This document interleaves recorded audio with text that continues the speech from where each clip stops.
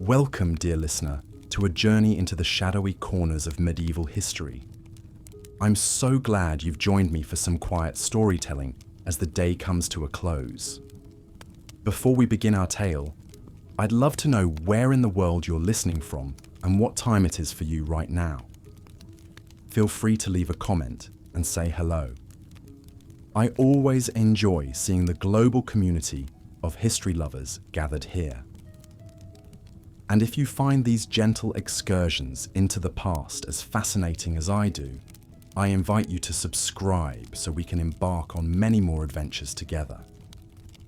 Now, make yourself comfortable, settle in, and let your mind wander back in time with me.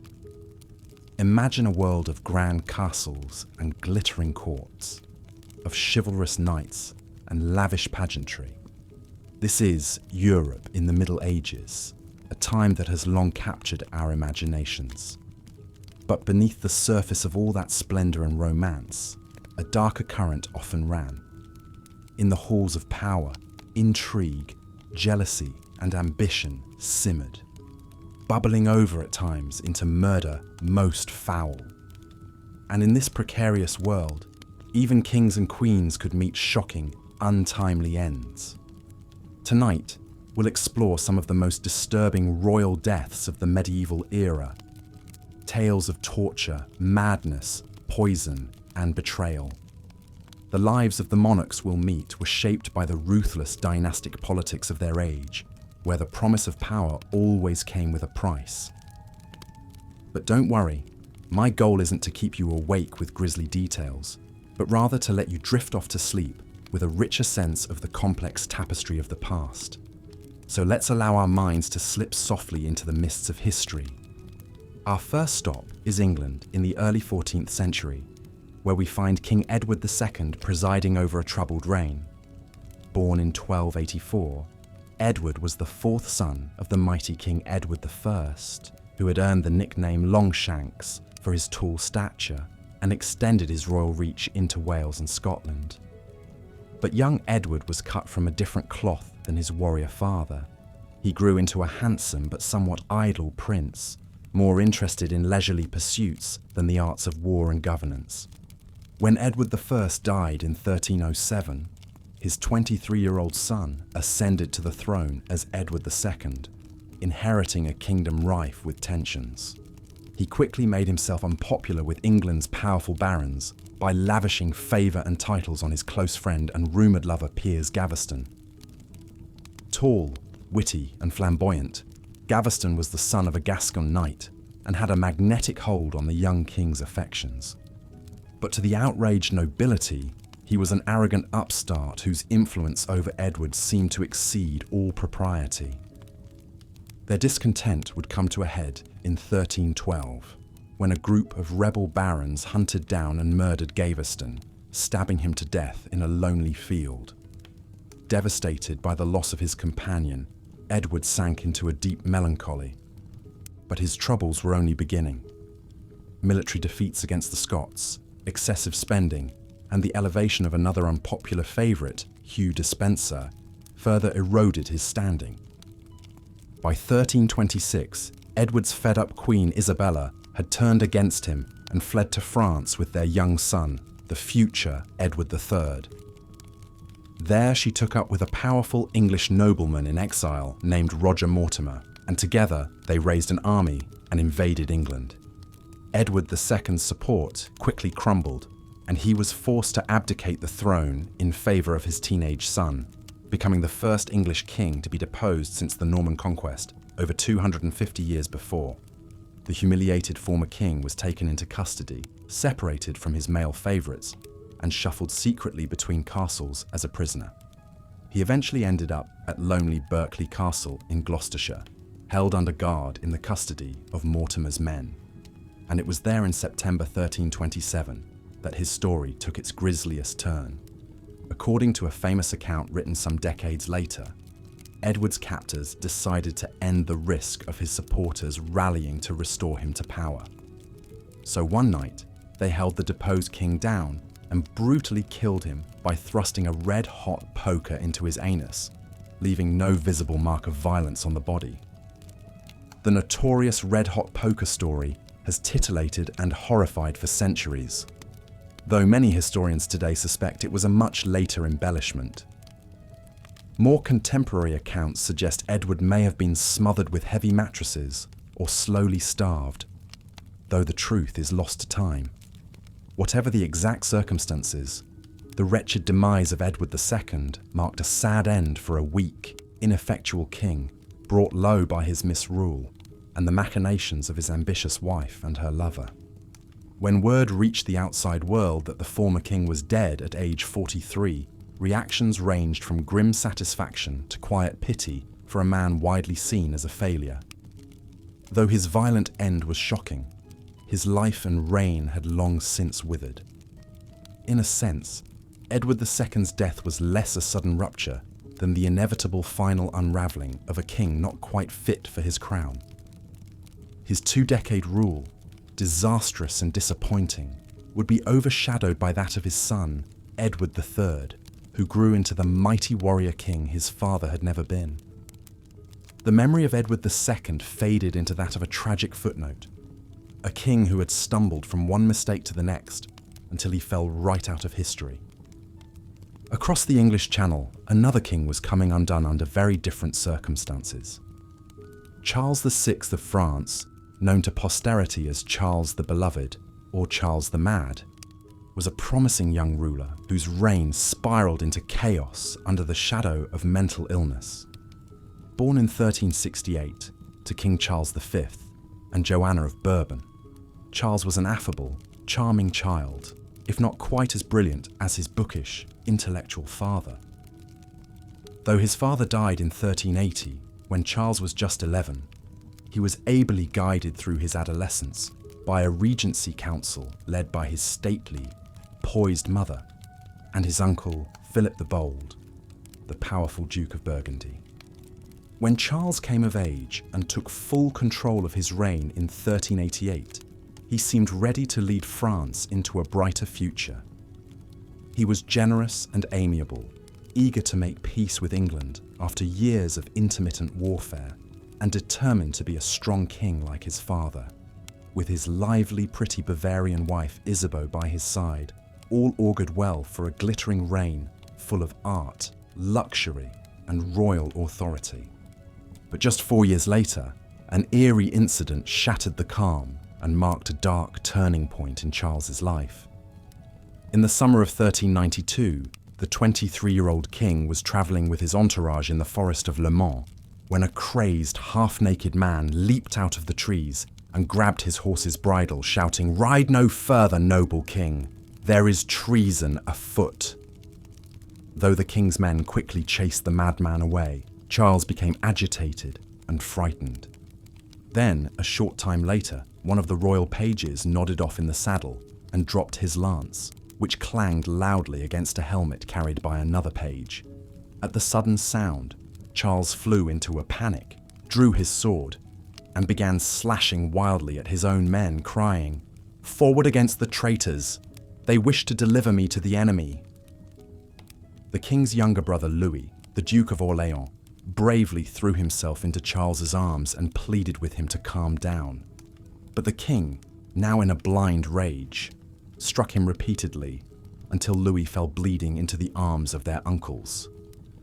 The men could only subdue their king by tricking him into dismounting, then tackling him to the ground and carrying him back to the capital tied up with ropes. The traumatic incident seemed to unhinge something in Charles's mind. From that day forth, he fell into a strange malady characterized by bouts of delusional paranoia, mania, and amnesia. Sometimes he raged like a wild beast, smashing furniture, running through corridors, howling like a wolf, and refusing to bathe or change clothes for weeks. Other times he grew melancholy and lethargic, sitting in a depressed torpor, hardly recognizing his wife and children. Sometimes his memory lapsed so severely that he forgot his own name and title. His most peculiar delusion was a persistent belief that his body was made of glass and might shatter at any moment. Charles's mystifying ailment which modern physicians suspect may have been a form of paranoid schizophrenia, utterly changed the man he had been. Gone was the affable king who had graciously hosted glittering balls. In his place was a pitiable wreck who seemed to vanish inside his own mind for months at a time. The kingdom, meanwhile, fell into disorder as various relatives of the king, known as the Princes of the Blood, squabbled for custody of the mad monarch and control of the government.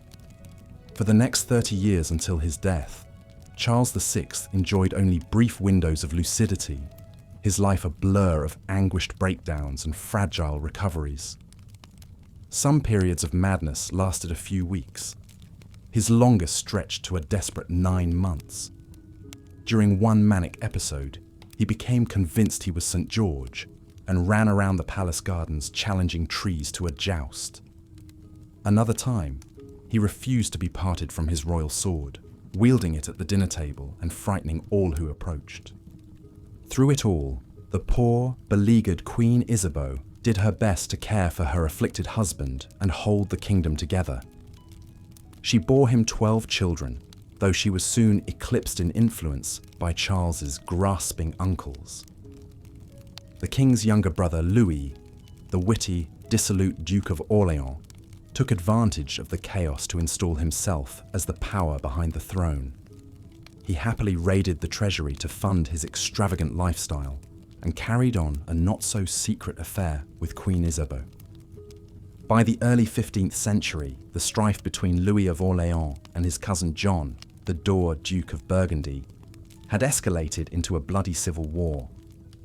With an incapacitated king unable to impose order, the Burgundians and Armagnacs, supporters of the Orléans faction, engaged in vicious retaliatory attacks. Poor Charles spent his final years as a mere pawn in their power struggle, lucid enough to grieve but too feeble to regain control. In the fall of 1422, after 3 decades of madness, Charles VI's suffering finally came to an end. The 53-year-old king was found dead one morning in his shabby chambers in the Hôtel Saint-Paul, the dilapidated Parisian residence where he had holed up during his last bouts of derangement. The cause of death was never definitively determined, though many whispered that he had been poisoned or smothered to clear the way for the next ruler. Others said his fragile body had simply given out, his mind and spirit long since broken. Charles the Mad left behind a reeling, fractured kingdom that would soon be devastated by the renewal of the 100 Years' War with England.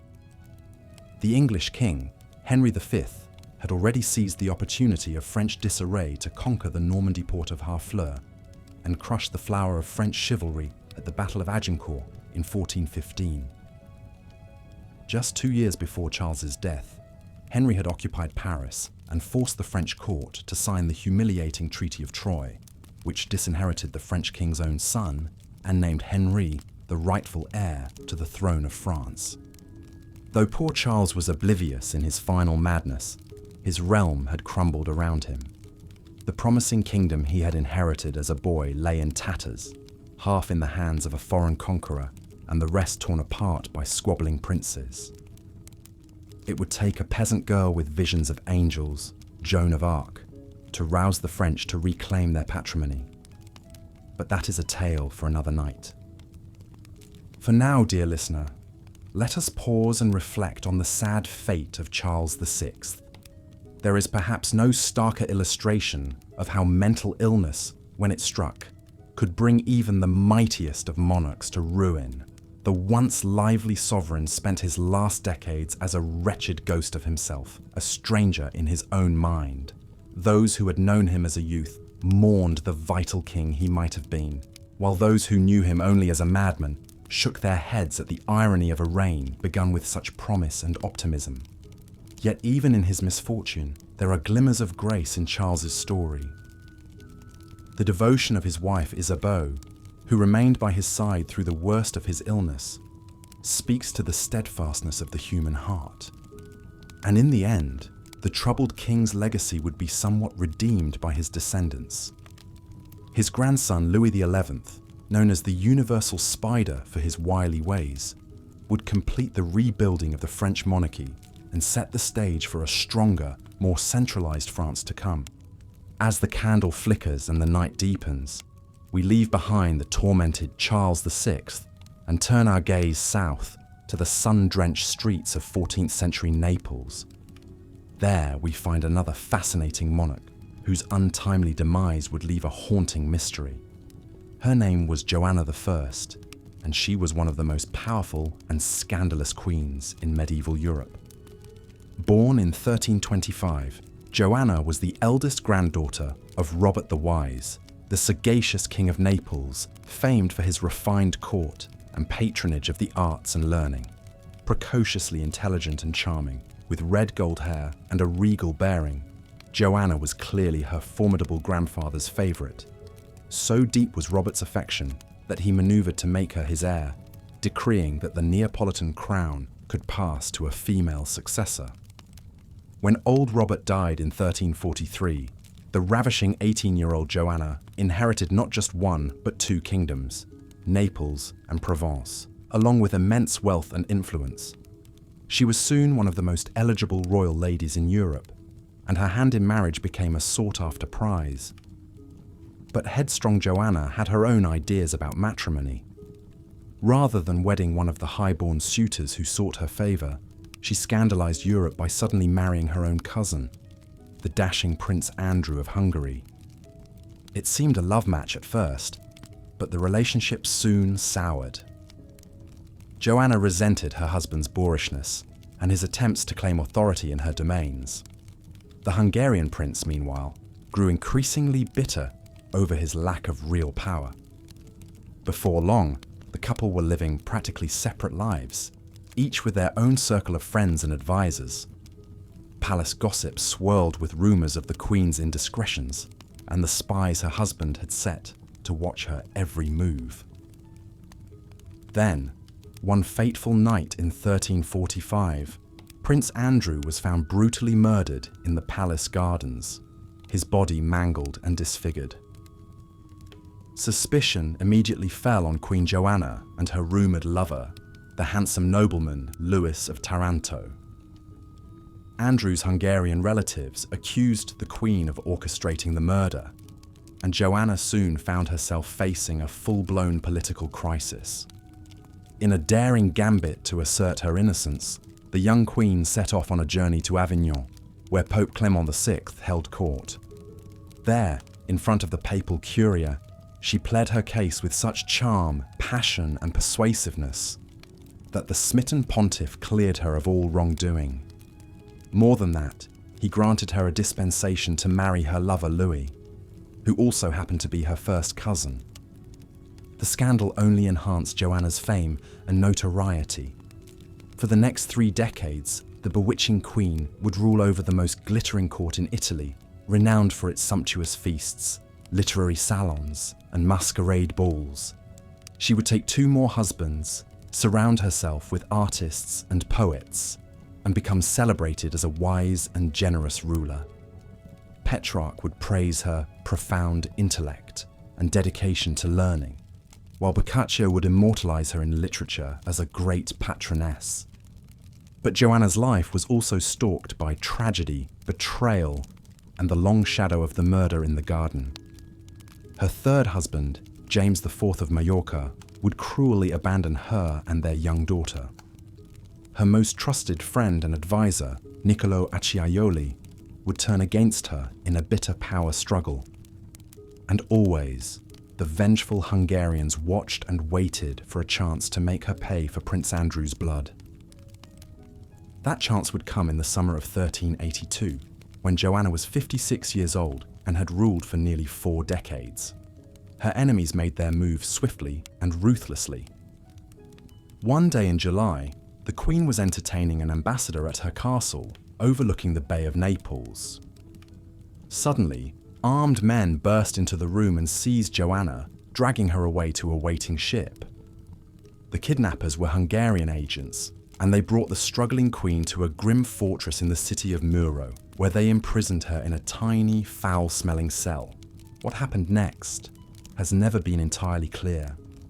Some say Joanna's captors tried to force her to abdicate in favor of her Hungarian relatives. Others claim they tried to cajole her into confessing to Prince Andrew's murder all those years ago. What is certain is that late one night, the Queen's jailers entered her cell, pushed her to the window, and coldly shoved her out into the darkness. Joanna fell from the high tower and died instantly when she struck the ground far below. Her battered body was left to lie in the mud where it fell. We turn now to one of the most bizarre and brutal downfalls in the history of the Holy Roman Empire. The grisly execution of Gunther von Schwarzburg, a would-be emperor whose reach exceeded his grasp. In the chaotic era of the 14th century, the imperial throne was a prize that many ambitious nobles dreamed of seizing. The Holy Roman Empire was an elective monarchy, with the emperor chosen by a group of powerful prince-electors. But they rarely agreed on a candidate, leading to fierce rivalries and competing claims to the crown.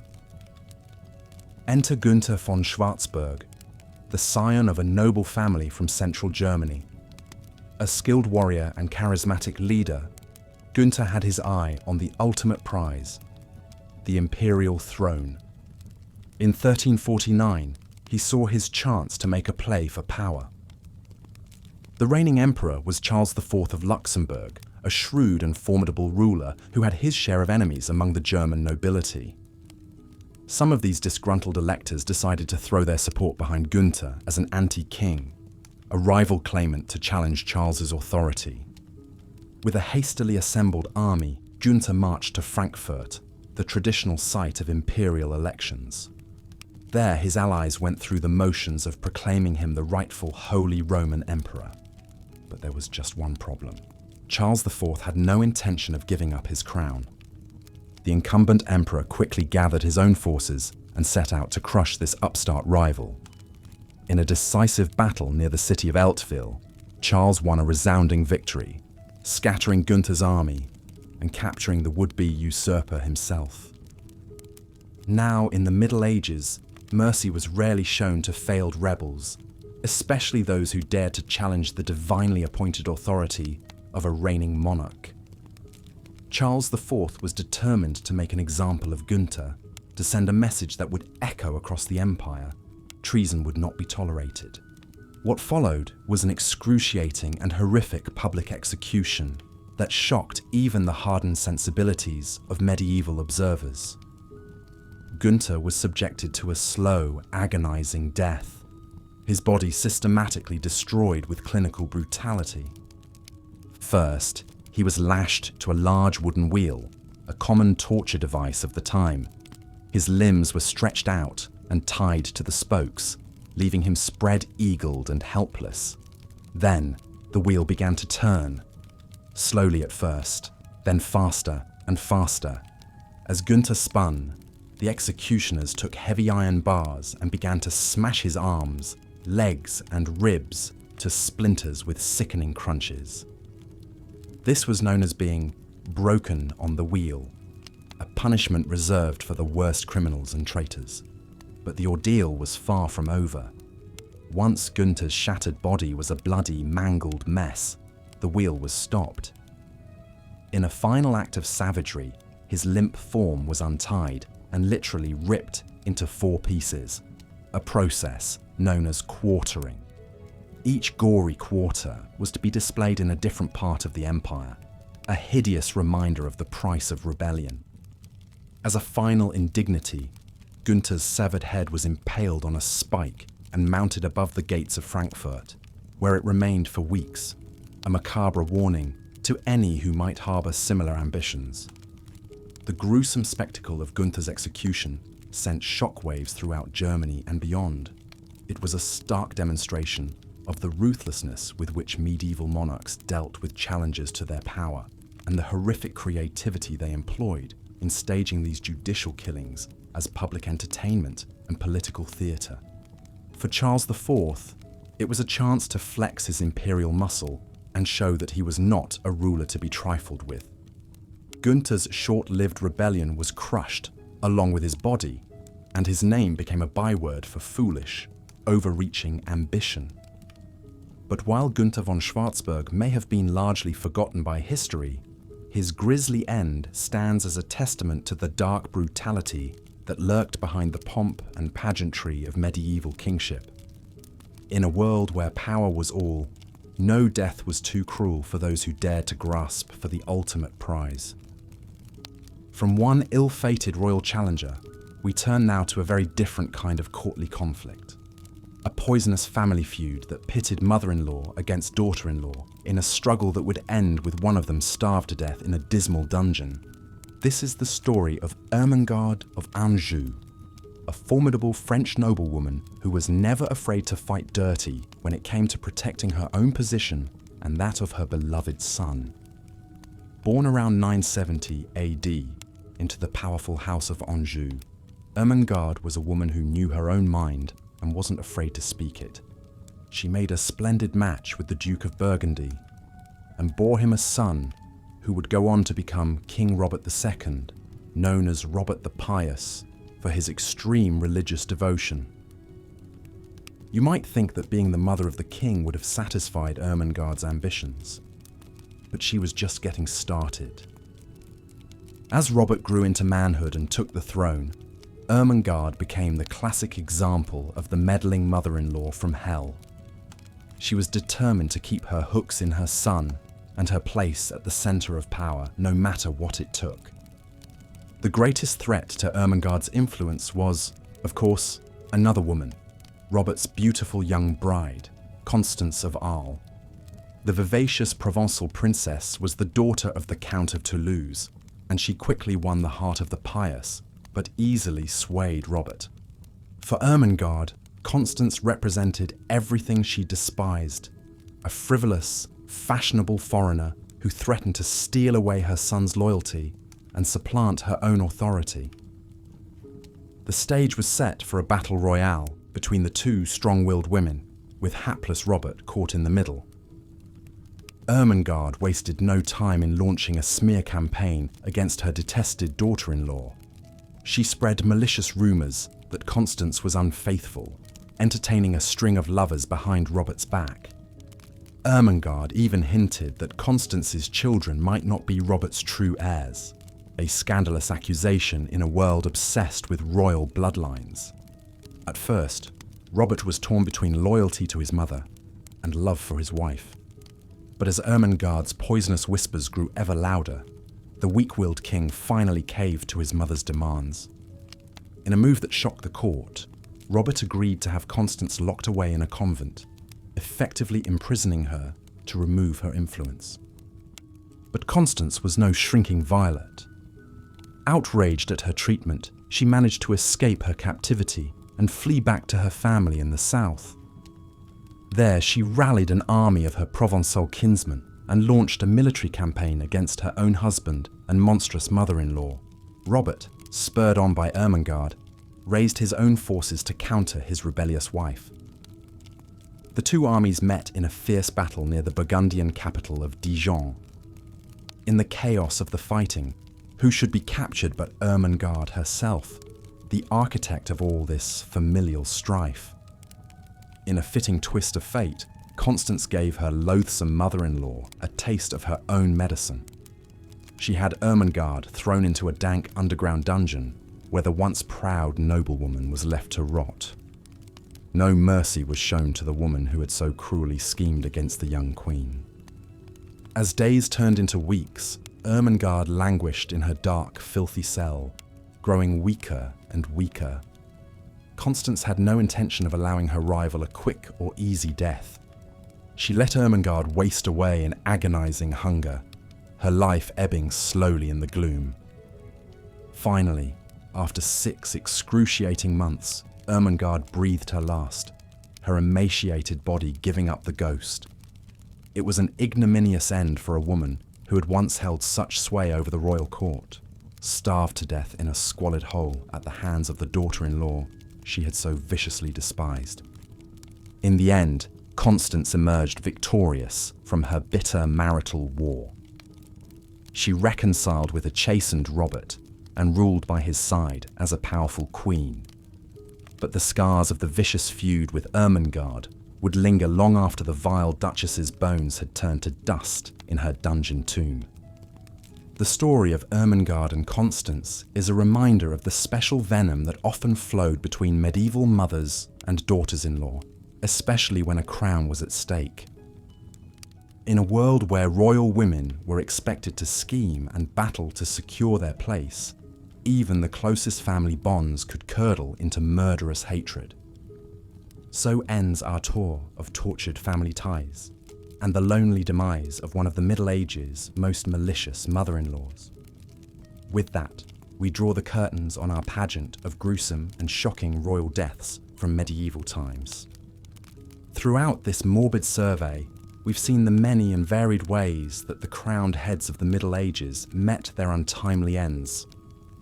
At the hands of spiteful spouses, murderous mistresses, callous kinsmen, and rebellious rivals, we've witnessed the lethal limits of royal power, how even the mightiest monarchs could be brought low by a well-placed poison or a hot poker to the posterior.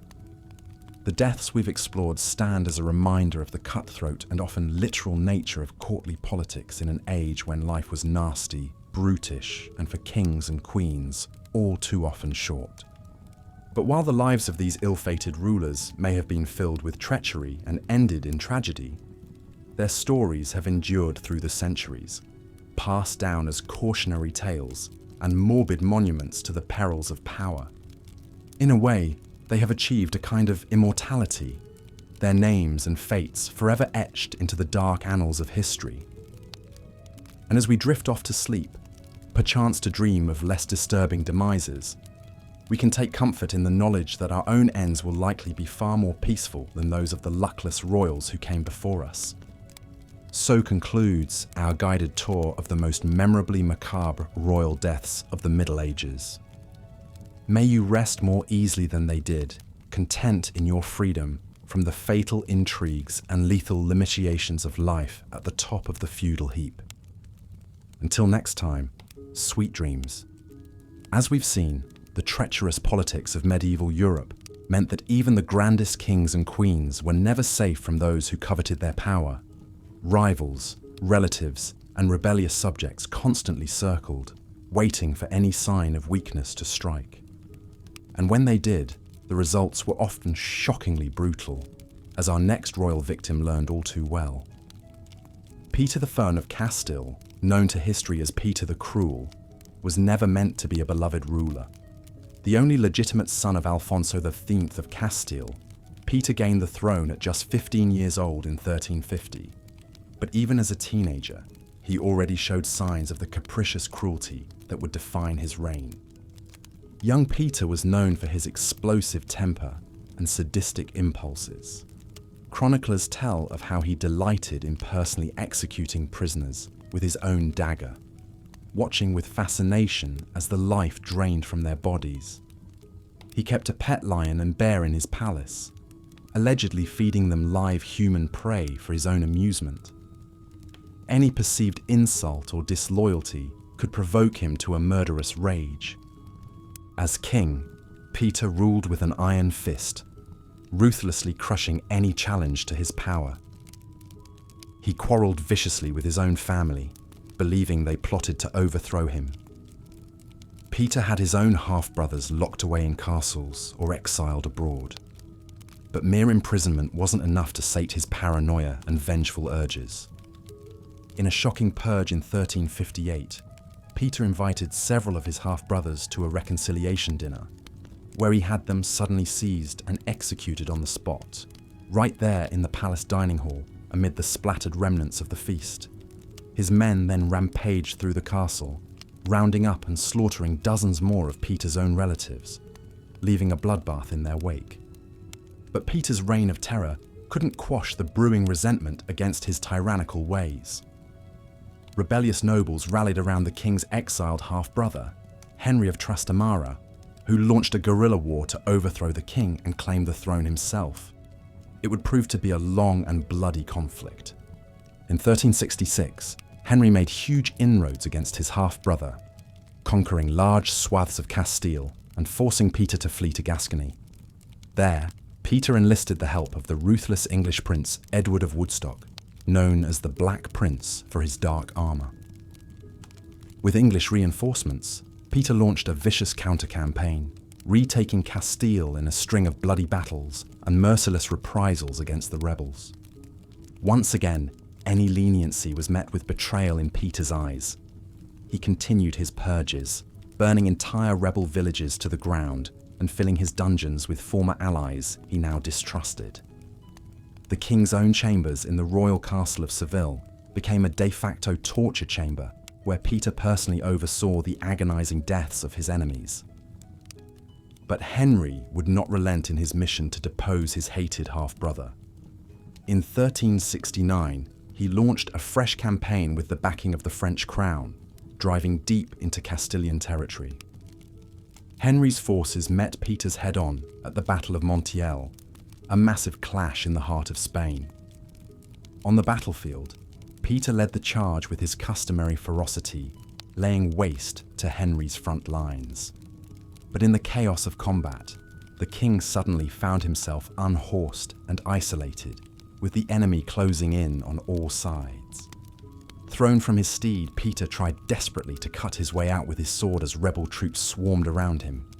But it was no use. At last, run to ground, and exhausted Peter was dragged from the fray, kicking and yelling curses, his fine armor tarnished with blood and churned up mud. Bruised and bound, the king was brought before his half-brother, the man he had tried for so long to destroy. Face to face at last, Henry and Peter stared at each other with pure, seething hatred. No more words were needed. Henry drew his dagger and lunged at his captive half-brother, stabbing him again and again in a frenzied outburst of rage. Peter crumpled to the ground in a widening pool of his own blood, his last breath a gurgling malediction against the brother who had finally bested him. And so ended the reign of Peter the Cruel, one of medieval Europe's most infamous tyrants. Fittingly, his own vicious ways had spawned the rebellion that ultimately consumed him, proving once again that even the mightiest kings couldn't escape the consequences of their own cruelty. The tormented kingdom of Castile would pass to Henry, ushering in a new ruling dynasty, while Peter would forever be remembered as a cautionary tale of unchecked brutality. As we've seen time and again, the medieval world was one where power was always fragile, where even fearsome rulers sat uneasily on their thrones, never knowing when the next usurper might strike. And when they did, it was often with the same ruthlessness the rulers themselves had wielded in life. Such was the case with our next subject, the powerful Scandinavian ruler Harald Bluetooth. A mighty Viking king, Harald rose to rule all of Denmark and much of Norway in the 10th century.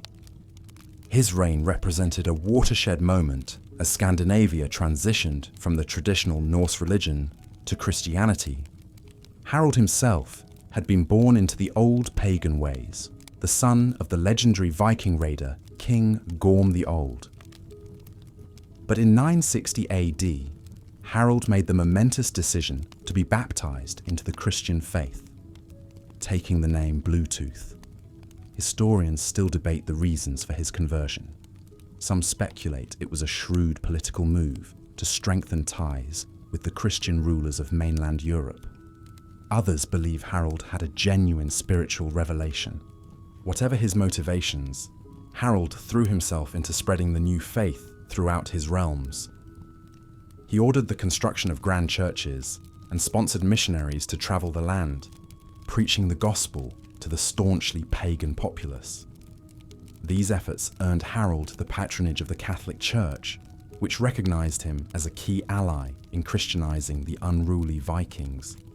But not all of Harald's subjects were eager to abandon the old gods. As Christian customs began supplanting traditional Norse practices, resentment bubbled up among those who felt their way of life was under threat. Some nobles bristled at Harald's growing power, which was bolstered by his new religious authority. According to the sagas, the greatest challenge to Harald's rule came from his own son, a brash and ambitious prince named Sweyn Forkbeard. By all accounts, Sweyn was the picture of a daring Viking warrior, tall, strong, and fearless, with a lust for battle and the charisma to draw men to his banner. But he had little interest in his father's newfangled Christian faith. For Sweyn, power was something to be seized by strength, not granted by some newfangled god. He was hungry for glory and chafed under his father's authority, believing that Harold's Christian leanings had made him weak. The headstrong young prince began to openly defy his father, forging alliances with discontented pagan nobles who yearned for a return to the old ways. Tensions reached a breaking point in the 980s AD when Sweyn rallied his allies for a full-scale rebellion against Harold's rule. The aging king marshalled his own forces to meet the challenge, and all of Denmark was soon embroiled in vicious internecine warfare between father and son. Harold was still a formidable warrior, and he wasn't about to meekly surrender his crown. For 2 years, the king managed to beat back Sweyn's repeated attempts to unseat him, but the toll of constantly quelling rebellions was wearing on the now elderly ruler. In 986, Harold was dealt a crushing blow when his eldest son and chosen heir was killed in battle against Sweyn's forces. Weakened and demoralized, Harold retreated to his stronghold in Jutland, perhaps sensing that his long reign was finally nearing its end. As Sweyn and his army approached the king's fortress, Harold made one last desperate attempt to negotiate with his rebellious son. He sent messengers ahead, offering Sweyn a truce if he would lay down his arms and reconcile with his father. But Sweyn was done with compromise. He had come to claim his birthright by force, and no amount of fatherly overtures would deter him now. As Harold waited anxiously for word from his son, Sweyn was already leading his warriors in a fierce assault on the king's stronghold. The old king was caught off guard when Sweyn's forces came storming into his chambers. Harold was cut down almost immediately, his guards overwhelmed by the rebels' superior numbers. Sweyn himself delivered the final blow, plunging his sword into his father's chest as the old man lay bleeding on the floor. And so Harold Bluetooth, the great Christian king of the Vikings, was slain by his own pagan son. The sagas say that as Harold lay dying, he uttered a final lament for the misguided rebellion that had sealed his doom. "My son has betrayed me," he gasped with his last breath. "And so I am slain by my own kin, as I have lived in fear of for so long." Sweyn, for his part, felt no remorse for the slaying of his father. He believed that in killing Harold, he had delivered Denmark from the grip of a weak and misguided ruler. Sweyn immediately claimed the throne for himself and set about violently purging the kingdom of Christian influence with all the fervour of a true believer in the old gods. Fittingly, the name Forkbeard, by which Sweyn would be known to history, was actually a mocking epithet given to him by his Christian enemies.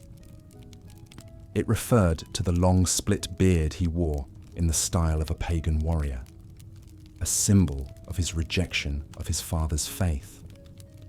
In the end, Harold Bluetooth's dream of a Christian Denmark would not long outlive him. Paganism experienced a brief resurgence under Sweyn's rule, but the tide of history was already turning against the old ways. Within a few generations, Sweyn's own son Canute would preside over Denmark's permanent conversion to Christianity. Harold, meanwhile, would be remembered as something of a transitional figure, a Viking king who had the vision to embrace Christianity, but not the means to make it stick.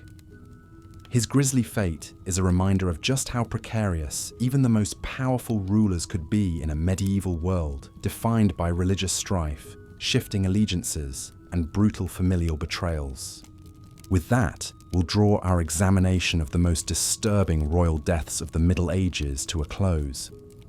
From the tormented Edward II to the tyrant Peter the Cruel, to the visionary but ill-fated Harold Bluetooth, we've seen how even the most formidable kings and queens could meet shockingly brutal ends in this age of constant upheaval and cutthroat politics.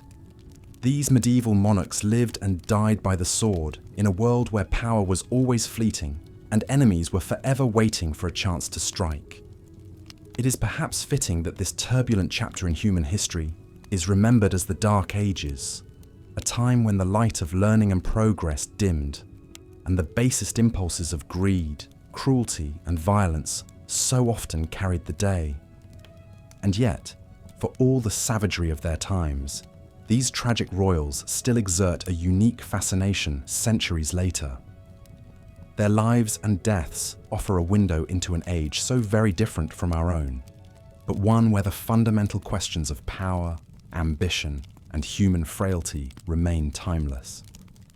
So as we close the book on these ill-starred rulers, take a moment to reflect on the vanity of power, the betrayals of the heart, and the fleeting nature of life itself. Pleasant dreams. The grisly execution of Gunther von Schwarzburg serves as a stark reminder of the ruthless power struggles that characterized the Holy Roman Empire in the 14th century. But as we've seen, it was far from the only example of a royal figure meeting a brutal end in medieval Europe.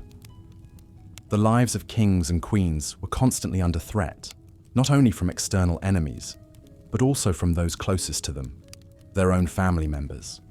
Perhaps no story illustrates this better than the fate of Ermengarde of Anjou, a woman whose thirst for vengeance against her own daughter-in-law led to her suffering one of the most chilling deaths imaginable. Born around 956 AD into the powerful House of Anjou in what is now Western France, Ermengarde was a formidable figure from a young age. She married Henry I, Duke of Burgundy, and bore him several children, including the future King Robert II of France. As Robert ascended to the French throne in 996 AD, Ermengarde became Queen Mother, a role that granted her significant influence over the royal court. However, her power was threatened when Robert took a new wife, the beautiful and ambitious Constance of Arles. Despite being the daughter of the Count of Arles, Constance was from a rival dynasty, and Ermengarde saw her as an upstart who needed to be put in her place. The animosity between the two women quickly escalated into a bitter feud that threatened to tear the French royal family apart. Ermengarde accused Constance of adultery and convinced King Robert to have his wife locked away in a monastery. But the young queen would not be cowed so easily. She managed to escape her captivity and rally an army of supporters to her side, sparking a civil war against her own husband and mother-in-law. In a shocking turn of events, Ermengarde was captured by Constance's forces in battle. The vindictive queen decided to subject her rival to the most humiliating death possible. Ermengarde was thrown into a deep, dark dungeon beneath the earth, deprived of all food and water, and left to slowly starve to death. It was a fate that she had once wished upon Constance, but now the tables had turned in the most ironic and horrifying way imaginable. As the days turned to weeks, Ermengarde languished in the dank, filthy cell, growing weaker and more delirious with each passing hour. The once proud and powerful Queen Mother was reduced to a pitiful shell of her former self, her body racked by the agonizing pains of prolonged hunger. One can only imagine the despair and regret that must have filled her mind in those final moments, as she confronted the bitter realization that her own ruthless scheming had led her to this miserable end. Finally, in 1032 AD, after enduring unimaginable suffering, Ermengarde succumbed to starvation and passed from this world. Her gruesome fate sent shockwaves through the French court and became a cautionary tale for generations of royals to come. It was a stark reminder that even the most powerful figures were not immune to the consequences of their own cruelty and ambition. The story of Ermengarde of Anjou is a haunting example of the vicious cycle of vengeance that so often characterized medieval dynastic politics. In a world where power was everything and mercy was in short supply, even the bonds of family could be twisted into instruments of unthinkable brutality. As we come to the end of our journey through some of the most disturbing royal deaths of the Middle Ages, it's worth reflecting on the harsh realities of life in those turbulent times. From the torture chambers of England to the poisoned courts of Italy, danger lurked around every corner for those born to wear a crown. But perhaps what's most striking is the sheer variety of gruesome fates that befell these ill-starred monarchs. Some, like Edward II, met their end through acts of shocking violence that still have the power to horrify us centuries later. Others, like Charles VI, fell victim to the ravages of mental illness, their once promising reigns devolving into chaos and despair.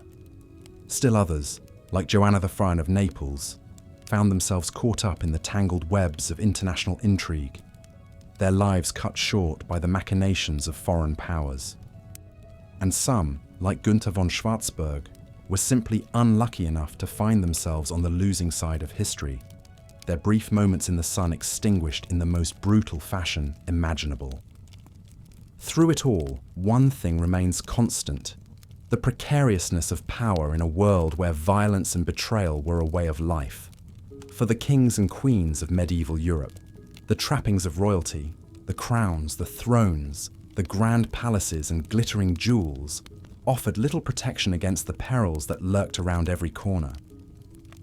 Theirs was a world where even the mightiest could be brought low in an instant, where the line between life and death was as thin and fragile as a gossamer veil.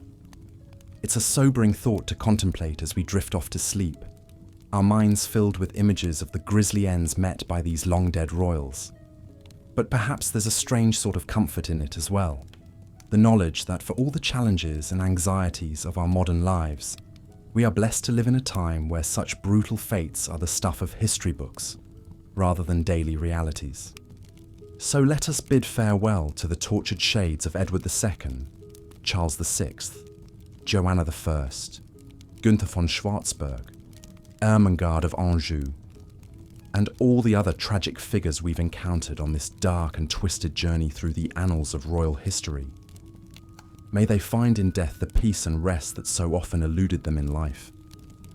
And may we, the living, learn from their stories and strive to build a world where such cruelty and suffering are nothing more than distant memories. As you slip deeper into the realm of dreams, let your mind wander back through the centuries, to a time when kings and queens held the fate of nations in their hands. Picture the grand castles and soaring cathedrals, the glittering courts and bloody battlefields. Imagine the faces of the monarchs we've met, some twisted in agony, others serene in repose. But most of all, hold fast to the knowledge that for all the darkness and despair we've encountered on this journey, there is still light to be found in the human spirit. In the courage of a young queen who refused to submit to her tormentors, in the resilience of a troubled king who clung to sanity against all odds, in the determination of a pretender who dared to dream of greatness, even in the face of certain defeat. These are the stories that echo through the ages, the tales of triumph and tragedy that remind us of the enduring power of the human will. And as we drift off to sleep, let us carry them with us into the land of dreams. A reminder that even in the darkest of times, hope and humanity can still shine through. Good night, dear listener. May your dreams be filled with the romance and adventure of ages past, unsullied by the grim realities we've faced together this evening. And may you wake refreshed and renewed, ready to face the challenges of a new day with the same courage and resolve as the kings and queens of old. Until next time, this is your faithful guide through the annals of history, bidding you a fond farewell. Sleep well, and may the past be but a distant memory as you journey forth into the bright promise of tomorrow. Our next ill-fated monarch, Charles VI of France, inherited his throne at the tender age of 11 in 1380. Charles showed much promise in his youth, described as handsome, charming, and intelligent. He earned the nickname Charles the Beloved for his generosity and popularity with the people.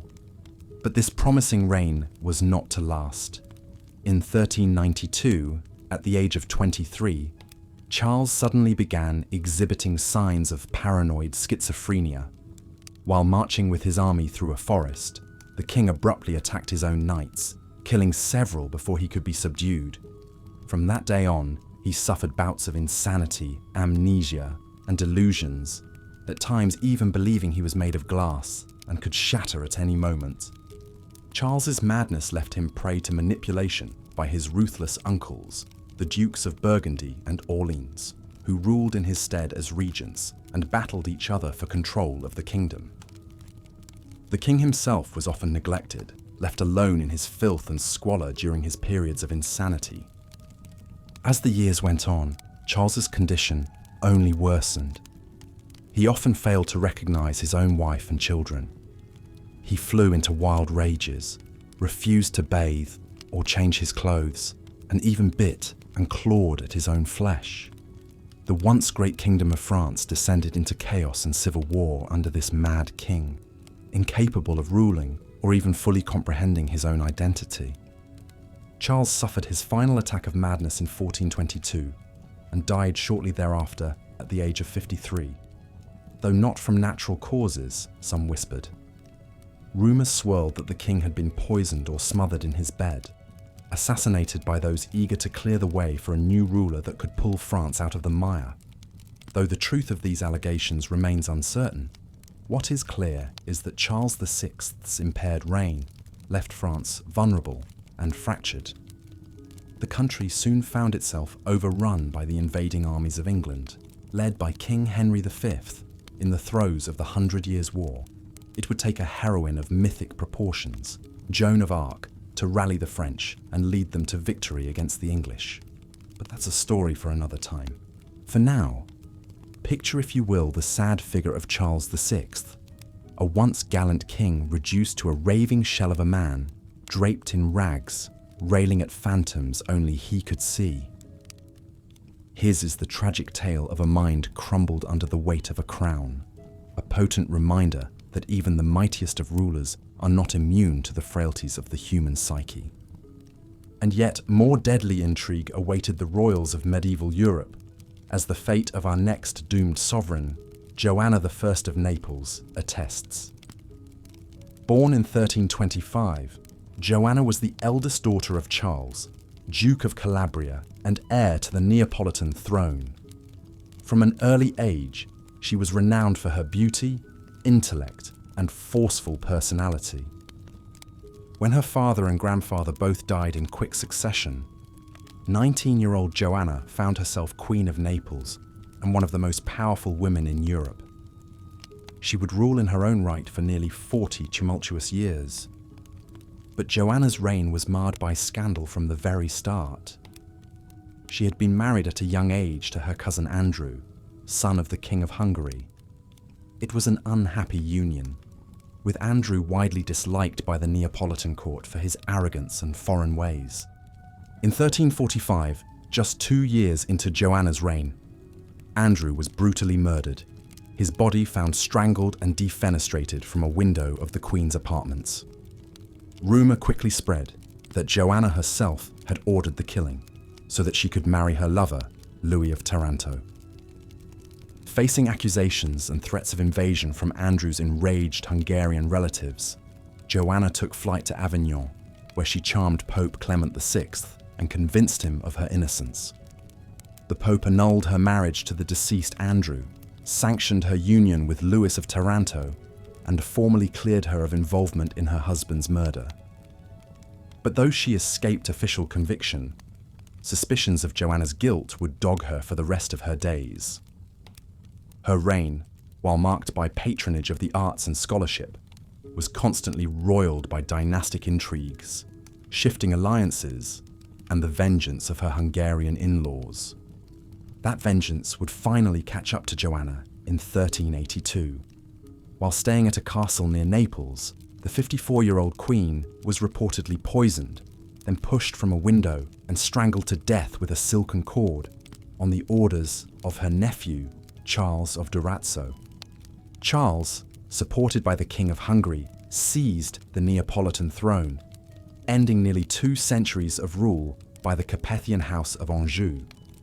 So concluded the dramatic life and notorious death of Joanna I, the medieval queen whose scandalous reputation and grim fate captured the popular imagination of her age and beyond. Hers is a sordid tale of murder, rumour, and revenge most royal, a web of courtly intrigue with a deadly poisonous spider at its centre. From inglorious rulers to regal downfalls, we turn now to a more obscure figure in the annals of ill-fated royalty, Günther von Schwarzburg, the would-be Holy Roman Emperor, whose reach for glory was cut brutally short. In the chaotic imperial politics of the 14th century Germany, Günther was an unexpected upstart challenger. A minor noble from Thuringia, he threw his helmet into the ring in January 1349, when he was elected anti-king by a group of discontented princes opposed to the reigning emperor, Charles IV of Luxembourg. Just 30 years old and described as handsome and dashing, Günther must have seemed the perfect figurehead for a rebellion.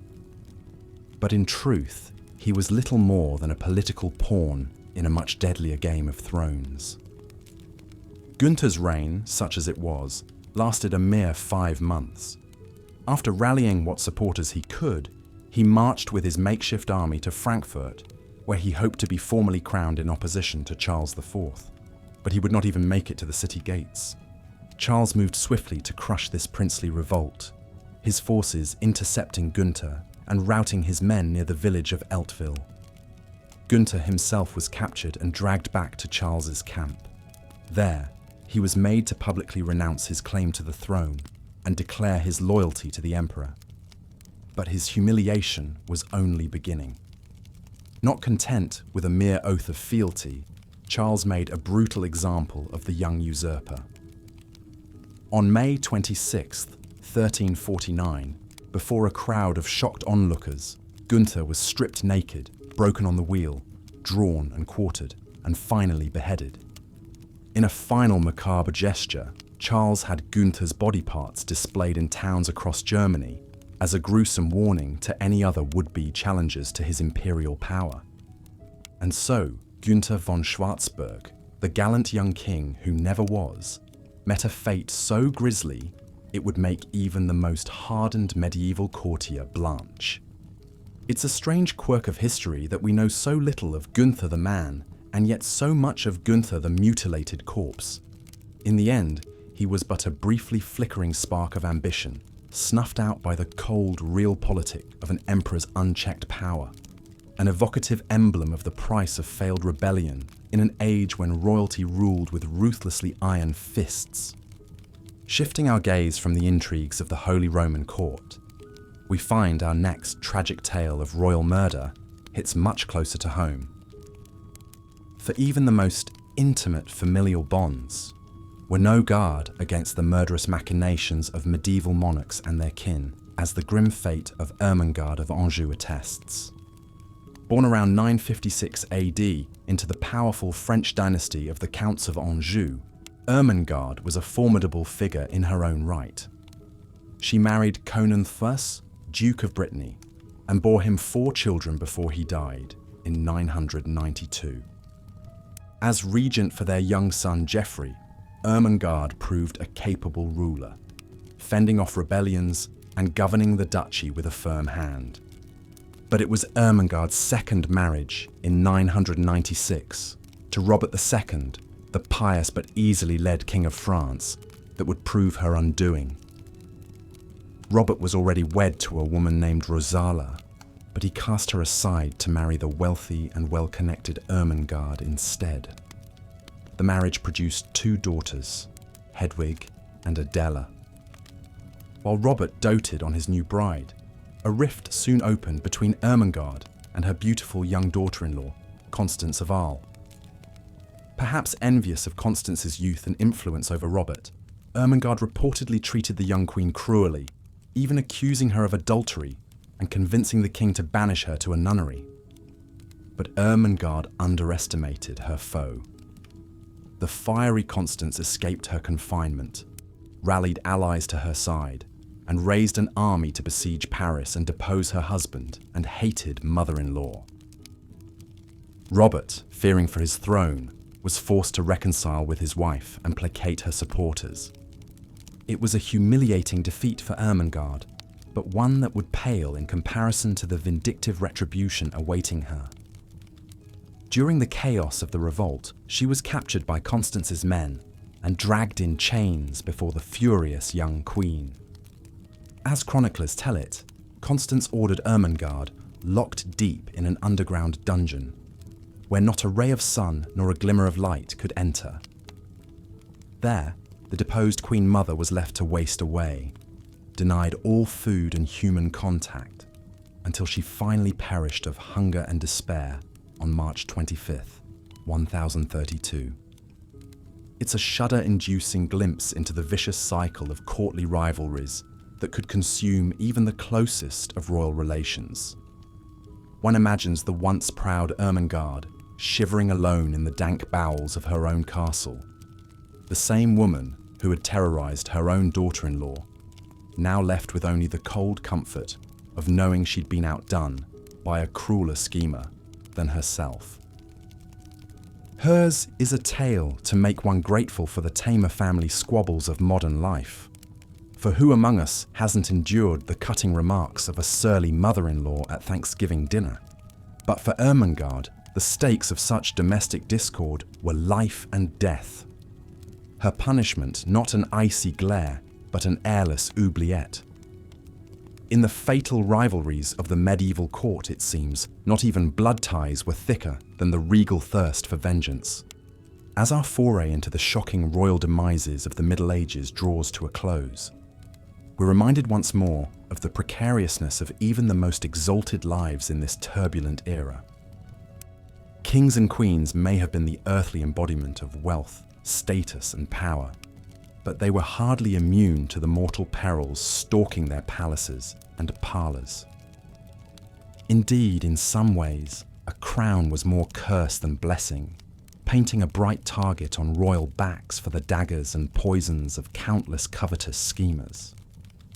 The same privileges that elevated monarchs above the common rabble also rendered their every move fraught with suspicion and risk.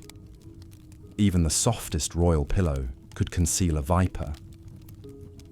In the end, the royal stars of the medieval world flickered out much like those of more ordinary men, in sickness and pain, in loneliness and squalor, in terror and treachery. The same vaulted castle walls built to safeguard their majesty crumbled just as easily to cage them in extremis.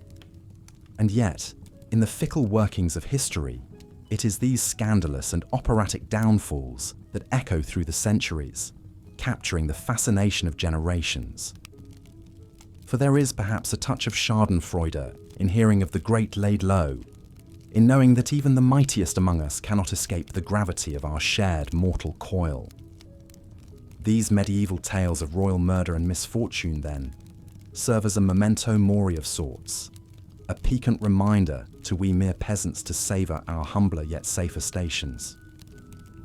So let us dream of simpler lives, free from the crushing weight of crowns as we drift off tonight, giving thanks for covers unbloodied by courtly machinations. And with that, we bid a restful good night to the star-crossed sovereigns of ages past, and to you, dear listener. May your slumber be free from the intrigues of the boudoir and the barbarity of the throne room.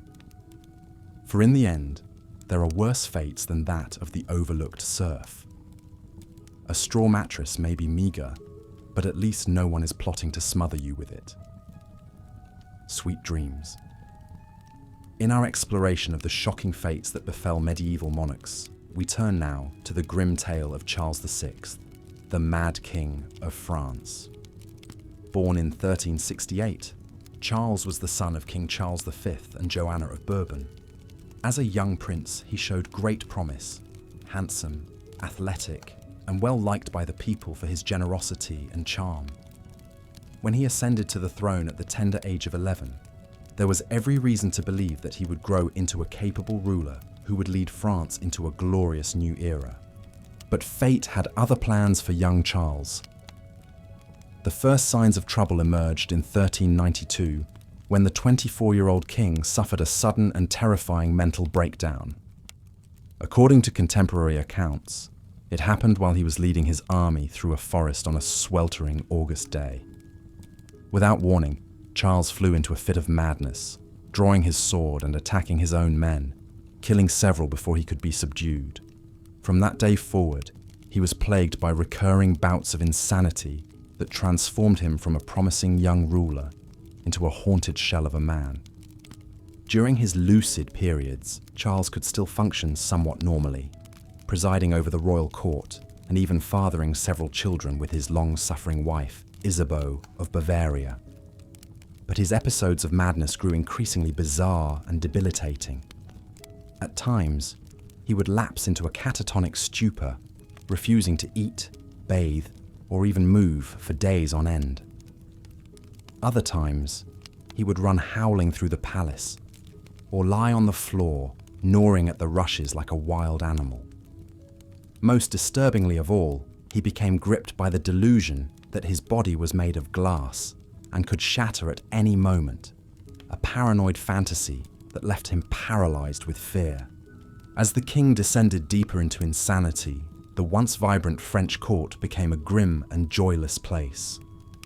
Queen Isabeau withdrew into her own private world of extravagance and excess, while Charles's uncles ruthlessly jockeyed for power behind the scenes. The kingdom itself began to slide into chaos and civil war, as rival factions sought to fill the vacuum left by the mad king on the throne. Most alarming of all was the rising threat of the English, who sensed weakness and pressed their claims to the French crown ever more aggressively. The final years of Charles VI's reign were a blur of madness, intrigue, and bloodshed. By 1420, he had lost all grip on reality and was little more than a hollow figurehead, a once great king now reduced to a babbling wreck who had to be spoon-fed by his attendants. When he finally died in 1422 at the age of 53, it was less a tragedy than a mercy.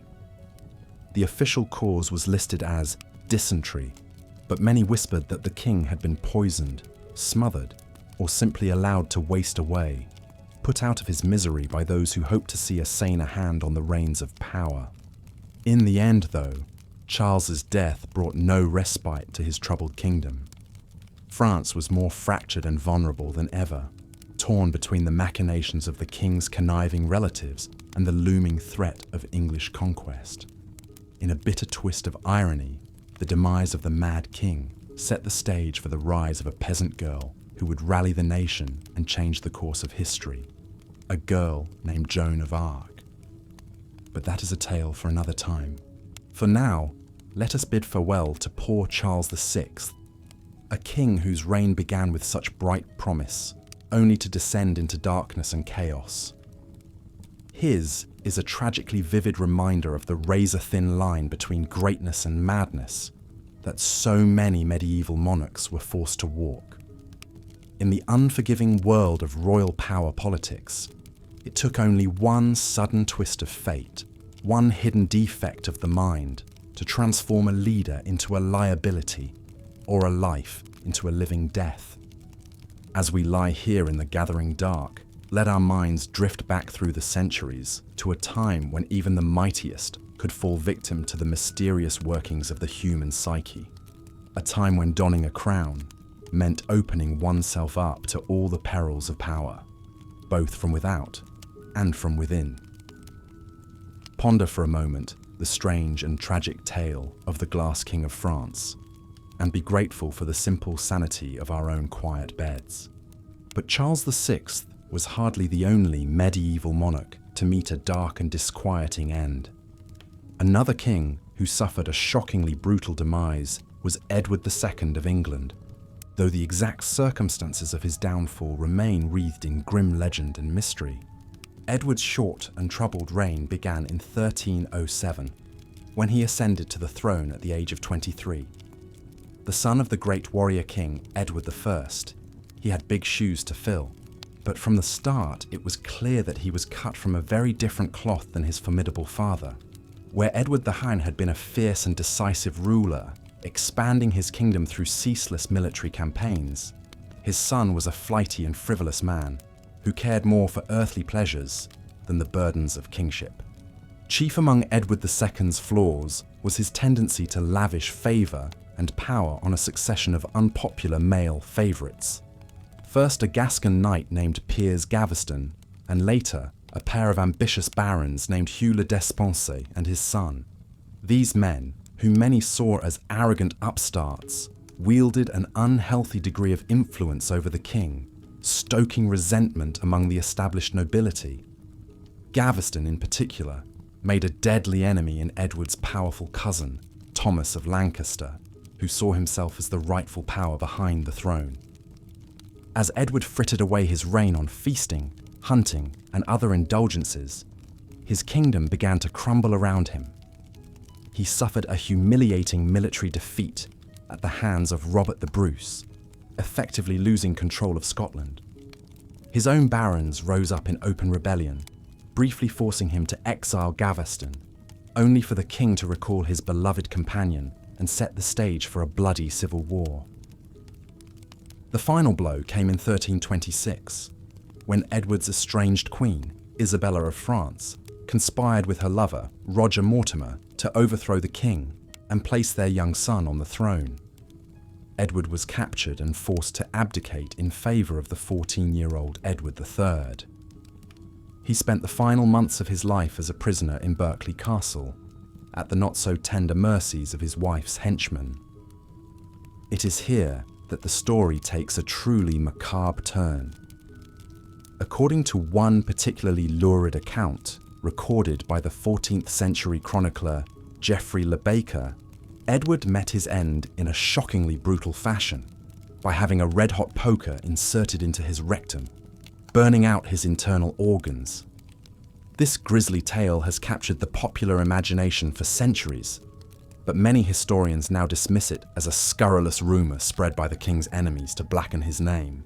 More likely, Edward was quietly done away with in some less flamboyant fashion, perhaps smothered with a pillow, or simply left to waste away from neglect and despair. But whatever the truth of his demise, there is no denying the dark poetry of the red-hot poker legend, a vivid symbol of the searing pain and humiliation that marked this fallen king's final days.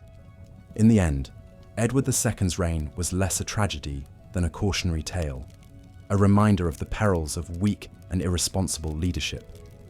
He was a man who had every advantage of birth and fortune, but squandered it all on frivolous pursuits and fawning favoritism. In a world where kings were expected to be warriors and statesmen, he was an embarrassment, a feckless dilettante who let his kingdom fall to ruin. But perhaps there is a touch of sympathy to be found for Edward as well. He was, after all, only human, a man with flaws and weaknesses, thrust into a role he was singularly unsuited for. In his own way, he was as much a prisoner as he was a king, trapped by the expectations of his bloodline, the machinations of his enemies, and the unforgiving judgments of history. As we let ourselves drift off to sleep, let us spare a thought for poor, doomed Edward II, a man who reached for the pleasures of life and ended up grasping only the red-hot agony of death. May we all be grateful for our simpler fates and the quiet comfort of our humble dreams. But Edward and Charles were far from the only medieval monarchs to meet a grim and grisly end.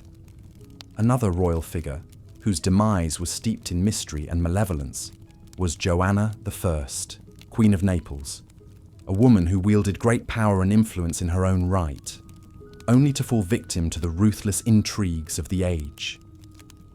Born in 1326, Joanna was the eldest granddaughter of Robert the Wise, King of Naples, a cultured and ambitious ruler who sought to make his kingdom a centre of art and learning. When Robert died in 1343, he left his throne to the 17-year-old Joanna, making her one of the most eligible royal bachelorettes in Europe. Her first marriage, to her cousin Andrew of Hungary, was a loveless match arranged for political reasons, and it would prove to be her undoing. From the start, Andrew was deeply unpopular with the Neapolitan court. He was seen as a boorish foreigner with no appreciation for the kingdom's refined culture, and his heavy-handed attempts to assert his own authority only alienated him further.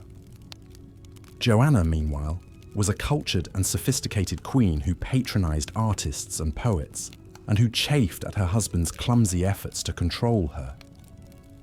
The tensions between the royal couple came to a head in 1345, when Andrew was found dead in the palace gardens, his body brutally beaten and strangled. Suspicion immediately fell on Joanna and her favourite courtiers, who were rumoured to have had a hand in the murder. But the young queen was a shrewd operator, and she acted quickly to shore up her position.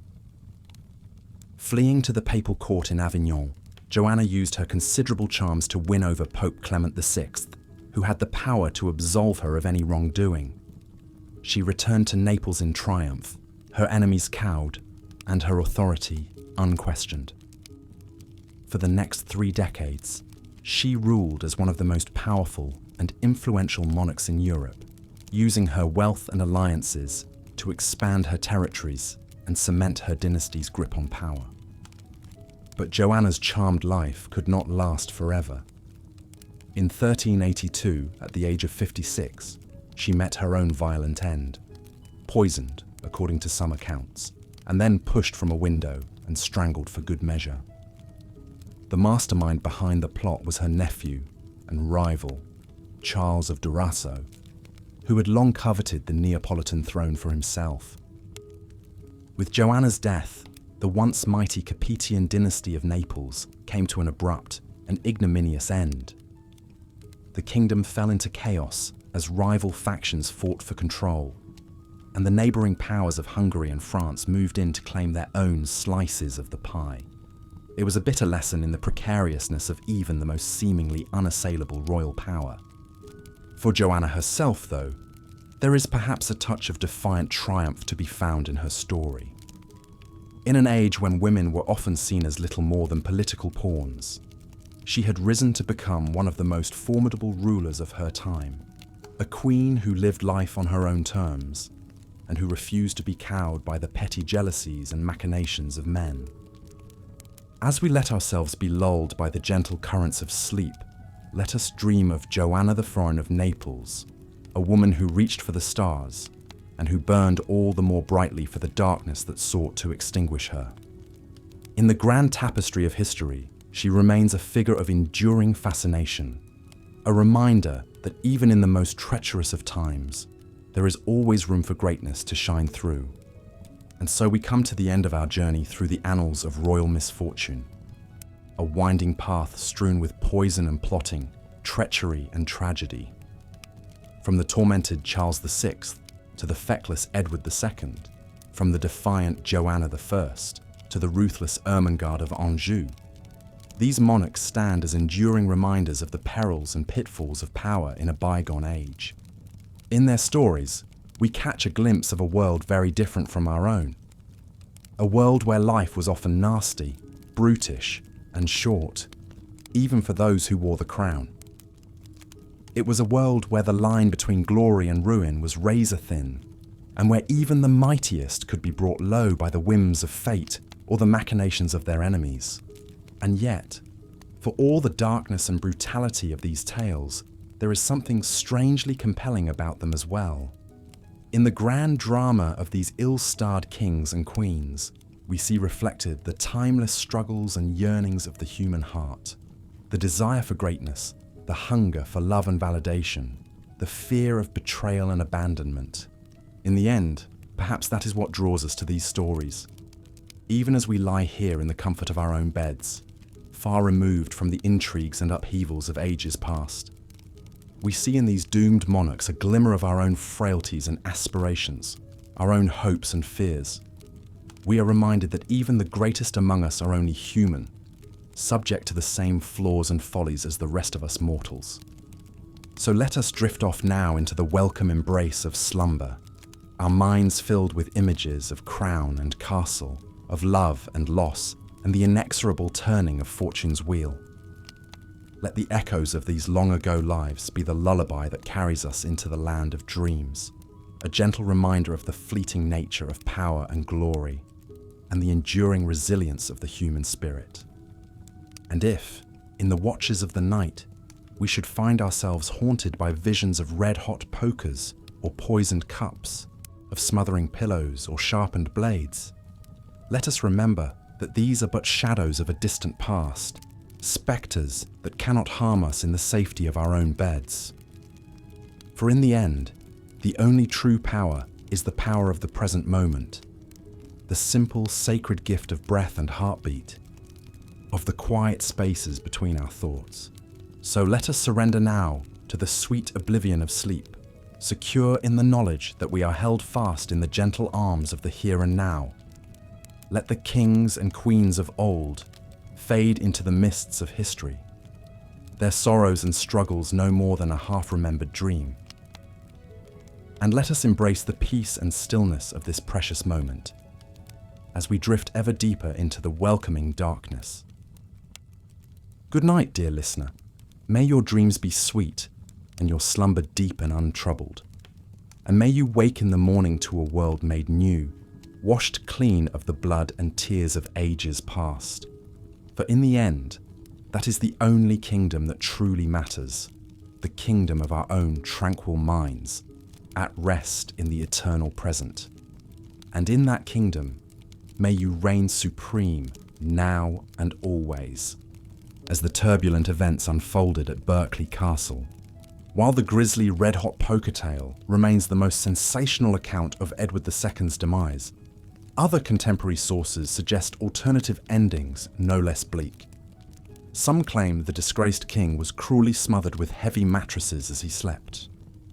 Others whisper he wasted away from starvation, deprived of food and drink until he shriveled into a hollow husk of a man.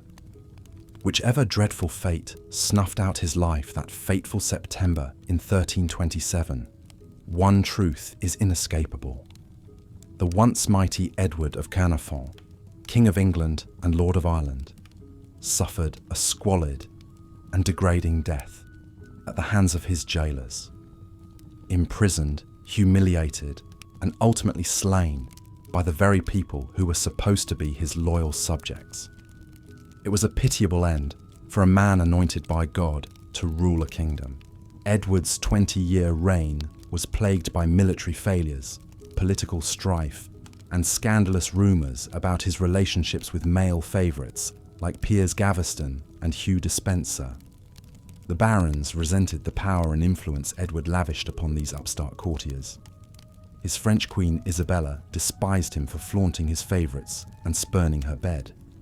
Perhaps if Edward had been more adept at statecraft, or won magnificent victories on the battlefield against England's enemies, his nobles would have turned a blind eye to his proclivities. But this petulant, pleasure-seeking prince had proven a sorry disappointment as a ruler. He lost the crown jewel of Aquitaine and suffered a humiliating defeat to the Scots at Bannockburn in 1314. The kingdom fell into misrule and chaos as Edward and his evil counsellors alienated powerful peers and clergy. The tides of discontent surged into open rebellion when Isabella and her lover Roger Mortimer raised an army to overthrow the king in 1326.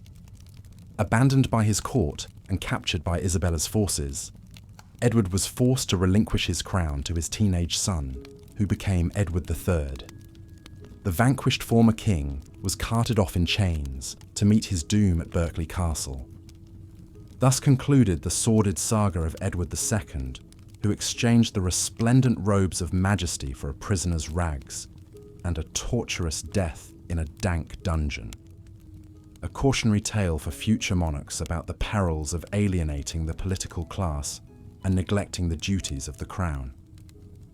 Edward II's lurid demise was an early omen of the carnage to come, as the Plantagenet dynasty devoured itself over the next century in the Wars of the Roses. Regime change in the Middle Ages was a blood-soaked affair, and not even anointed kings were safe from the madness. While few mourned the passing of Edward II, his gruesome end sent shockwaves through medieval Europe. A crowned and consecrated sovereign lord brutally cut down by traitors, It was an affront to the sacred laws of God and man that threatened the very foundations of monarchy. If it could happen to the King of England, were any of Christendom's rulers safe upon their thrones? The spectacle of regicide hinted at the first stirrings of a concept that would have once been unthinkable in feudal society, that the authority of the king should derive from the will of the nobility, not divine right alone. That birthright was not an absolute shield against the slings and arrows of outrageous fortune, or the fatal consequences of misrule. Even God's anointed could fall to the earthy daggers of men. In death, Edward II served as a dark example to his successors, a blood-stained lesson in the importance of courting allies, rewarding loyalty, and ruthlessly crushing dissent. The folly of allowing overweening royal favourites to dominate government and alienate the old nobility. In time, Edward III would learn from the sins of the father as he restored the prestige of the English crown. But for now, England descended into turmoil as the boy king's regents jockeyed for power. As for Isabella and Mortimer, they soon reaped the whirlwind of their treachery. The young Edward III, upon entering his majority, had Mortimer hanged as a traitor and banished his own mother from court. In a realm where the daggers of power were ever drawn, the hand that thrust the blade could just as swiftly feel its sting. So closes the strange, sad tale of Edward of Caernarfon, the feckless English king hurled from his throne into a murderer's dungeon in a devil's bargain between his faithless wife and covetous barons. A feeble flame of a man snuffed out in the dark, leaving barely an ember behind to mark his passing. While Edward II's disastrous reign drifted into shadowed history, his shocking demise cast a long and grim shadow over England's political landscape. In 1399, his great-grandson Richard II met an eerily similar fate, deposed by rivals and left to rot in captivity, with whispered rumours that he was starved to death. The shades of fallen kings haunted the halls of power, macabre reminders of the ever-present peril of the crown. Over a century later, the Tudors still invoked the lurid regicide of Edward II to justify their iron-fisted grip on the realm. As the bard himself would pen in Richard II, "For God's sake, let us sit upon the ground and tell sad stories of the death of kings." The tragic tableau of a degraded ruler slain in a forlorn cell was a favourite propagandist trope of the age.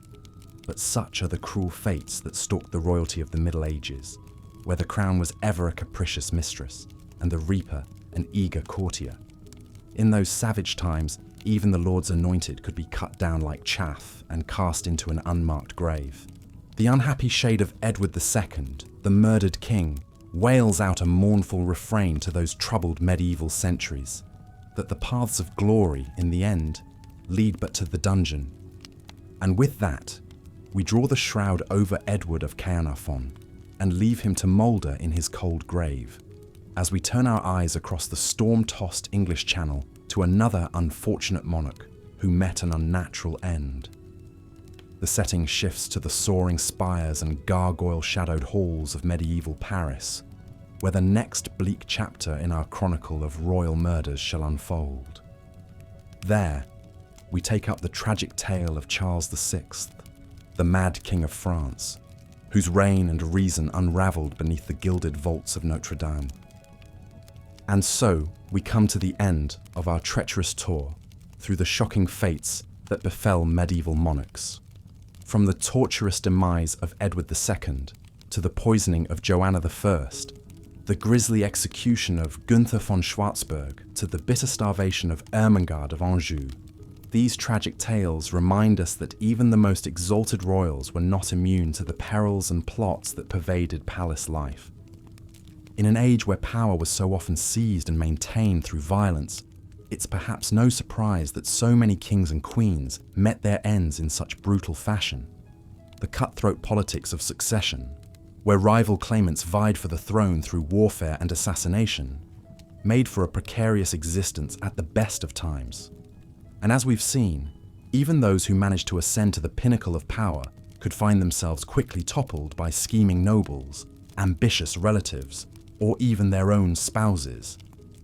The medieval world was one where the line between monarch and prisoner could be crossed in the blink of an eye. One moment, you might be holding court in all your regal splendor. The next, you could be languishing in the dungeons, your crown and scepter replaced by chains and rags. Such was the fate of Edward II, whose disastrous reign ended in the humiliation of forced abdication and a horrific death at the hands of his captors. And even those rulers who managed to cling to power were often beset by enemies on all sides, forced to navigate a treacherous web of shifting alliances and simmering resentments. The mad king Charles VI of France, for all his early promise, found himself a pawn in the machinations of his cunning uncles, his bouts of insanity leaving him vulnerable to manipulation and ultimately, perhaps, murder. But it wasn't just external threats that medieval monarchs had to contend with. As the story of Ermengarde of Anjou shows, sometimes the greatest danger could come from within one's own family. The tale of this vengeful mother-in-law, who so hated her son's young bride that she was willing to see her starve to death, is a chilling reminder of the depths to which royal rivalries could sink. And let's not forget the sheer brutality of medieval justice, where even a whiff of disloyalty or threat to the established order could result in the most grisly of punishments. Poor Gunther von Schwarzburg, the would-be Holy Roman Emperor whose brief rebellion ended in torture, dismemberment, and the scattering of his body parts across Germany, a gruesome warning to any who dared challenge the might of the throne. But perhaps the most poignant of all these tragic tales is that of Joanna I of Naples, a woman who rose to become one of the most powerful and influential figures of her age, only to be cut down in her prime by the machinations of her enemies. The image of this brilliant queen, patron of the arts and champion of the poor, lying strangled on the floor of her own palace, is a sobering reminder of the fragility of even the mightiest of reigns.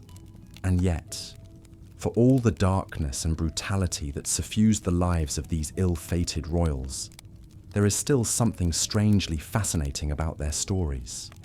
Perhaps it's the sheer drama and intrigue of it all, the sense of lives lived on a grand and turbulent stage. Or maybe it's the glimpse they offer us into a world so different from our own, a realm of castles and crusades, of courtly love and chivalric valor. Whatever the reason, these tales of doomed kings and tragic queens have lost none of their power to captivate and enthrall us, even centuries after the last of their subjects have turned to dust. They remind us of the timeless nature of human ambition and frailty, of the heights to which we can soar and the depths to which we can plummet. And so, as we drift off to sleep, our minds filled with visions of regal glory and courtly intrigues, let us spare a thought for these unfortunate royals whose lives and deaths have become the stuff of legend. May they rest in peace, these once great rulers, now consigned to the pages of history, their tales a testament to the enduring fascination of power, passion, and the perils of the crown. But while the fates of these medieval monarchs may seem like the stuff of distant history, the themes that run through their stories are still all too relevant today. The struggle for power, the machinations of rivals and enemies, the precariousness of even the most exalted positions. These are all things that we can recognize in our own world, even if the specifics may have changed. In our own age of political turbulence and social upheaval, where leaders can rise and fall with dizzying speed, the tales of these doomed kings and queens take on a new resonance. They remind us of the fleeting nature of power, of the way that even the mightiest can be brought low by the twists and turns of fortune. And yet, there is something strangely comforting in these stories too. A sense that for all the chaos and conflict of the world, there is still a certain continuity to the human experience. The desires and fears, the triumphs and tragedies that shaped the lives of these long-dead royals are not so different from those that move us today. So perhaps, as we drift off to sleep, our minds filled with the echoes of these ancient tales, we can take solace in the knowledge that we are not alone in our struggles and our dreams, that the great sweep of history is filled with figures both grand and terrible, whose lives and deaths have much to teach us about the nature of power, the perils of ambition, and the enduring resilience of the human spirit.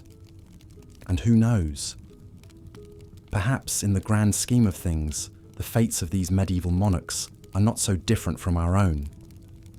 We may not wear crowns or wield scepters, but we all have our parts to play in the great drama of life, our own battles to fight, and our own legacies to leave. So let us take inspiration from the courage and determination of these long-ago rulers, even as we learn from their mistakes and their missteps. Let us strive to live our own lives with grace and purpose, secure in the knowledge that, no matter what fate may have in store for us, we are all part of a much greater story, a tapestry of human experience that stretches back through the ages and will continue long after we are gone. And with that thought, let us bid farewell to the doomed kings and tragic queens of the medieval world. Their tales a reminder of the enduring power of history to inspire, to caution, and to illuminate the human condition. May their stories live on in our hearts and minds, a testament to the timeless fascination of power, passion, and the perils of the crown. And so, dear listener, we come to the end of our journey through the dark and twisted annals of medieval royal deaths. I hope that these tales of tragedy and intrigue have not disturbed your slumber too much, but have instead provided a glimpse into a world that, for all its strangeness and brutality, still holds a certain morbid fascination. For in the end, the stories of these ill-fated monarchs are not just about the grisly details of their demises, but about the enduring themes of power, ambition, and the fragility of human life. They remind us that, no matter how high we may rise or how grand our titles may be, we are all ultimately subject to the whims of fate and the machinations of those around us. But perhaps there is a strange sort of comfort to be found in that realization as well. For if even the mightiest of kings and queens could not escape the clutches of mortality, then surely we mere mortals need not be too hard on ourselves for our own failures and shortcomings. And so, as you drift off into the peaceful oblivion of sleep, let your mind wander back to the grand halls and grim dungeons of the medieval world, to the tales of mad kings and murderous queens, of poisoned chalices and red-hot pokers. But let these visions not trouble your dreams too deeply, for they are but echoes of a distant past, a reminder of the fleeting nature of power and the eternal cycle of life and death. Instead, take solace in the knowledge that, for all the darkness and despair that may have plagued the lives of these long-dead royals, there is still something strangely beautiful in their stories as well. A beauty that lies in the resilience of the human spirit, in the ability to endure even the most terrible of fates with courage and dignity. And so, dear listener, I bid you good night and sweet dreams. May the tales of these tragic monarchs linger in your thoughts, not as nightmares, but as reminders of the rich tapestry of human experience, the endless cycle of triumph and tragedy that makes up the grand drama of history. Rest well, and know that no matter what trials and tribulations may await you in the waking world, you are part of a much greater story. A story that has been unfolding since the dawn of time, and will continue long after we are all but dust and memory. A story of power and passion, of glory and despair, of the eternal struggle to find meaning and purpose in the face of an indifferent universe. And in that story, dear listener, you too have a part to play, a legacy to leave, no less grand or significant than those of the kings and queens of old. So embrace that role and face the challenges of life with the same courage and determination that these ill-fated royals showed in the face of their own grim fates. For in the end, It is not the manner of our passing that defines us, but the manner in which we live. And though the medieval world may seem like a distant and alien place, the lessons it has to teach us are as relevant now as they ever were. So let us take those lessons to heart and strive to live our lives with grace and purpose, secure in the knowledge that, no matter what fate may have in store for us, we are all part of something much greater than ourselves. A grand and glorious tapestry, woven from the threads of countless lives, each one a story unto itself, each one a glittering jewel in the crown of human history. And with that, dear listener, I bid you a final good night. May the echoes of these tales linger in your dreams, a reminder of the enduring power of the human spirit, the eternal cycle of life and death, and the timeless fascination of the crown and the sword. Sleep well, and know that you are part of a story that will endure long after we are all but forgotten. As we've seen, the gruesome fates of medieval monarchs like Edward II, Charles VI, Joanna I, and Ermengarde of Anjou illustrate the perilous existence of royalty in an age of rampant intrigue and violence. But if you think death by hot poker, starvation, or defenestration sounds unpleasant, just wait until you hear about the chilling end of Gunther von Schwarzburg, a 14th century German anti-king with the worst luck ever when it came to seizing power. Picture this. The year is 1349. The Holy Roman Empire is in turmoil. Emperor Charles IV of Luxembourg is not exactly winning any popularity contests. Seeing an opportunity, the ambitious nobleman Gunther decides to make a play for the imperial throne. He manages to convince a few German princes to elect him as a rival anti-king. So far, so good, right? Well, Gunther's glory was short-lived, to put it mildly. Just a few months into his reign, Charles IV's forces soundly defeated him in battle near the city of Eltville. Gunther was captured and dragged before the vengeful emperor. Medieval justice was not known for its mercy, and Charles was determined to make an example of this upstart rival. What followed was one of the grisliest public executions in recorded history. First, Gunther's body was lashed to a large wooden wheel, bones shattered with an iron bar in the horrific punishment known as breaking on the wheel. Already half dead, his mutilated body was then cut into 4 pieces, or quartered. As a final indignity, Gunther's head was chopped off and mounted on a spike. The bloody remains were displayed in towns across Germany as a gruesome warning to anyone else who dared challenge Charles IV's authority. And so ended the very brief and very unfortunate reign of Gunther von Schwarzburg, the hapless would-be Holy Roman Emperor. His story reminds us that failed power grabs in the Middle Ages tended to end in spectacular fashion. If you were going to come for the king, you'd better not miss. One wonders if Gunther had any inkling that his imperial ambitions would lead to such a grisly demise. But even a successful king could never feel too secure on his throne. Take the long and tragic reign of Charles VI of France, a promising young ruler whose sudden descent into madness threw his kingdom into chaos. When Charles took the crown in 1380, at the tender age of 11, he was by all accounts a charming and generous boy who inspired great affection in his subjects. He ruled ably for several years with the help of his uncle, the powerful Duke of Burgundy. But everything changed one fateful summer day in 1392, when the 23-year-old king was riding through a forest near Le Mans. Without warning, Charles suddenly drew his sword and began swinging it wildly at his entourage, shouting, "Forward against the traitors! They wish to deliver me to the enemy!"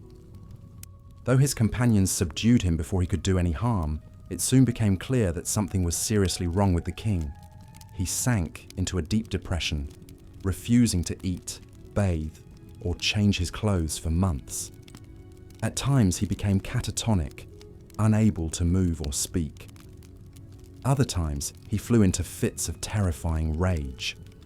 Most disturbingly, Charles became gripped by strange delusions, believing that his body was made of glass and could shatter at any moment. Historians now believe that the young king was suffering from paranoid schizophrenia, a severe mental illness characterized by hallucinations, disorganized thoughts, and a total break from reality. In the superstitious medieval world, however, Charles's condition was blamed on everything from witchcraft to divine punishment. The royal physicians tried all sorts of bizarre treatments, from drilling holes in his skull to dosing him with pulverized pearls, unicorn horn, and potions made from distilled human blood. Needless to say, none of it helped. As Charles VI descended deeper into insanity, his kingdom fell into disarray. Ambitious uncles and cousins vied for control over the mad king, using him as a pawn in their power struggles. The government was paralyzed, the treasury depleted. Seeing an opportunity, England's King Henry V invaded France in 1415, kicking off decades of ruinous war. A once promising reign had disintegrated into chaos and bloodshed. Charles VI spent his final years as a raving shadow king, a hollow shell of his former self. When he finally died in 1422 at the age of 53, many whispered that it was not from natural causes. Some claimed that his wife, Queen Isabeau, had smothered him with a pillow to put him out of his misery. Others believed his son, Charles VII, had poisoned him to clear the way for his own succession. The truth remains lost to history, but one thing is certain: it was a sad and ignominious end for a ruler who had once shimmered with such potential. The tale of Charles VI is a reminder of the ever-present spectre of madness that haunted medieval monarchs. In an age before psychiatry, mental illness was deeply misunderstood and stigmatized. For a king to descend into insanity was seen as a catastrophe, a sign that he had lost divine favor. It left him vulnerable to manipulation and conspiracy, his kingdom ripe for ruin. But as we've seen, even a sane and shrewd ruler could find herself at the mercy of her scheming relatives. Just ask Joanna the Fauvre, the brilliant and formidable Queen of Naples, whose death remains one of the great unsolved mysteries of the 14th century. By all accounts, Joanna was an extraordinary woman. Inheriting the throne at the age of 19, she ruled her kingdom with intelligence and skill for nearly 40 years. She was a renowned patron of the arts, surrounding herself with poets, painters, and scholars. Her court was one of the most splendid in Europe, glittering with wealth and beauty. But Joanna's reign was plagued by scandal from the start. Her first husband was her cousin Andrew, a boorish and unpopular Hungarian prince.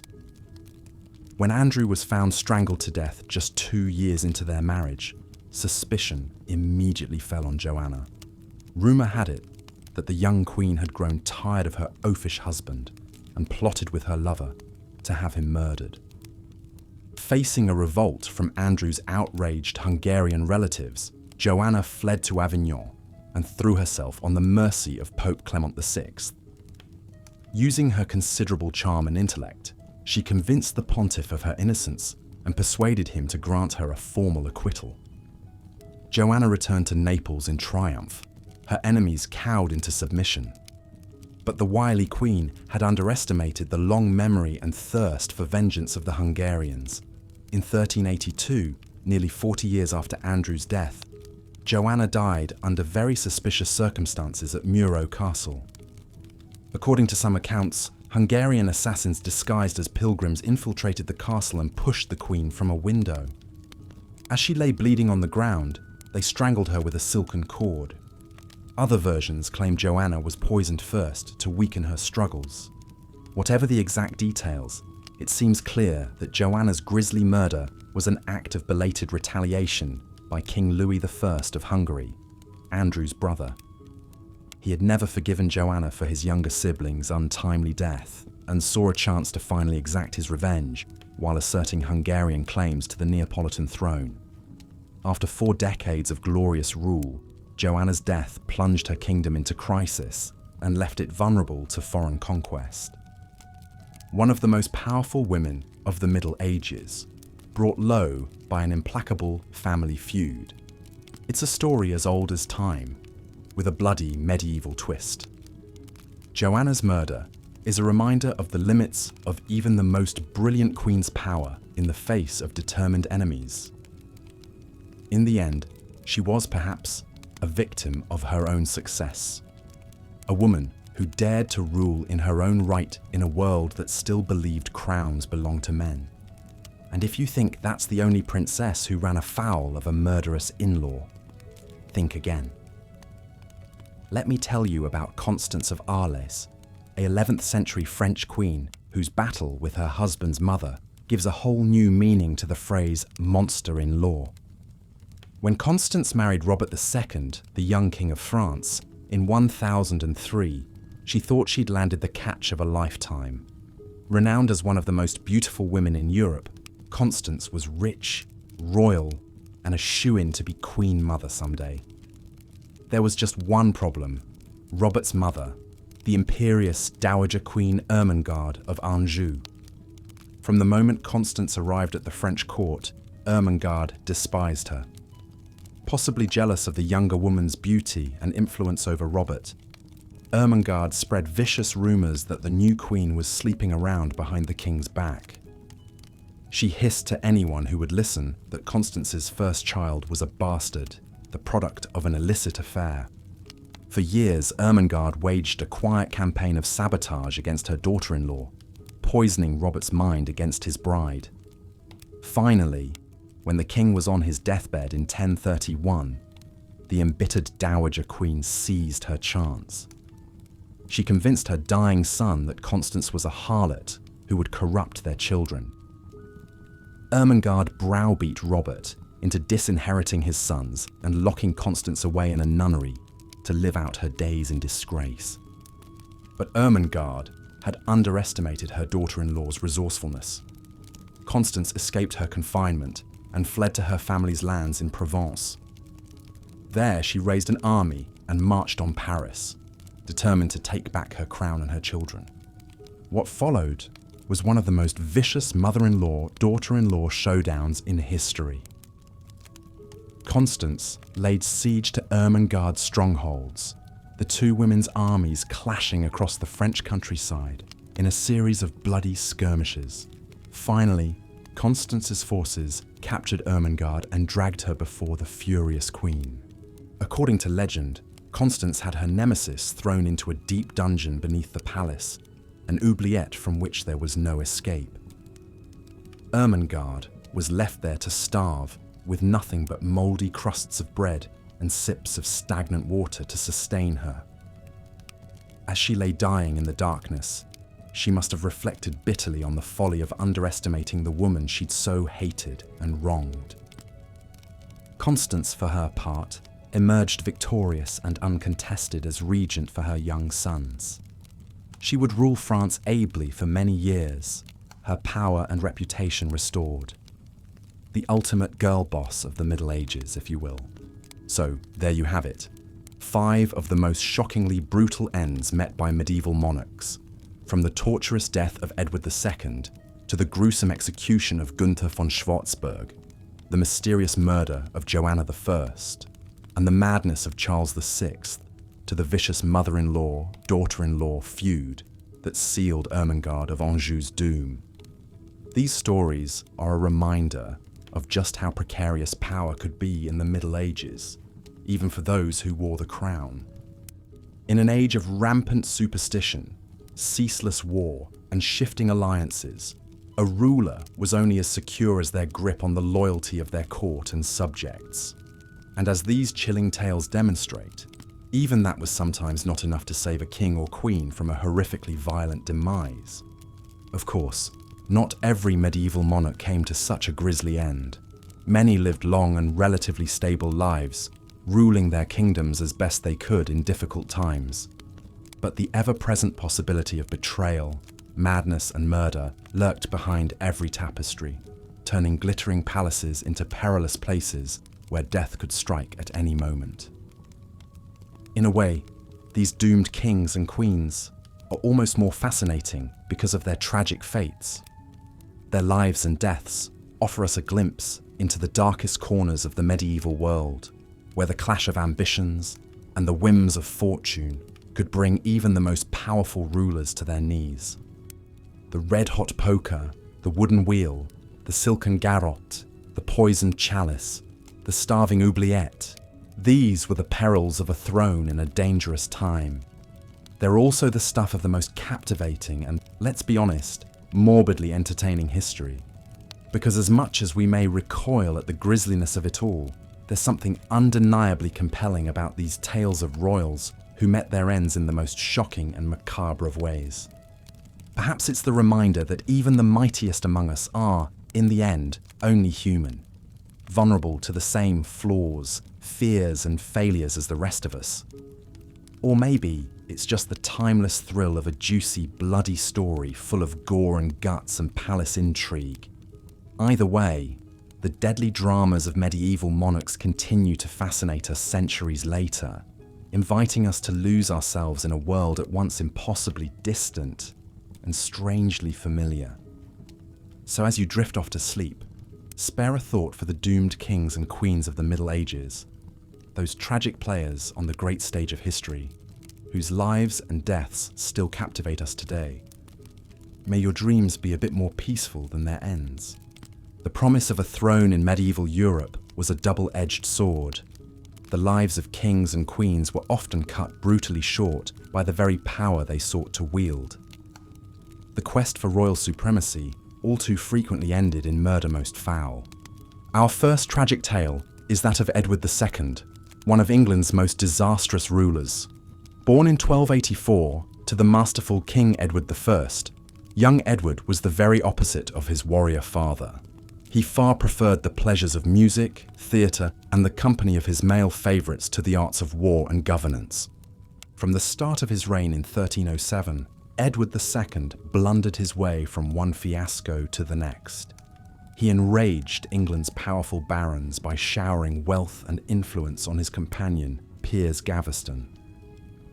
When military campaigns against Scotland ended in humiliating defeat, the fuming nobility forced Edward to send Gaveston into exile. The unpopular Gaveston was eventually captured and executed by the barons in 1312. But Edward failed to learn his lesson. He sank into indolence and allowed a new crop of corrupt courtiers to dominate his rule, led by the avaricious Hugh Despenser. As their influence grew and Edward's ineptitude deepened, a rebellion brewed. It was led by none other than his furious French wife, Queen Isabella, and her lover, Roger Mortimer. By 1326, the rebels had seized control.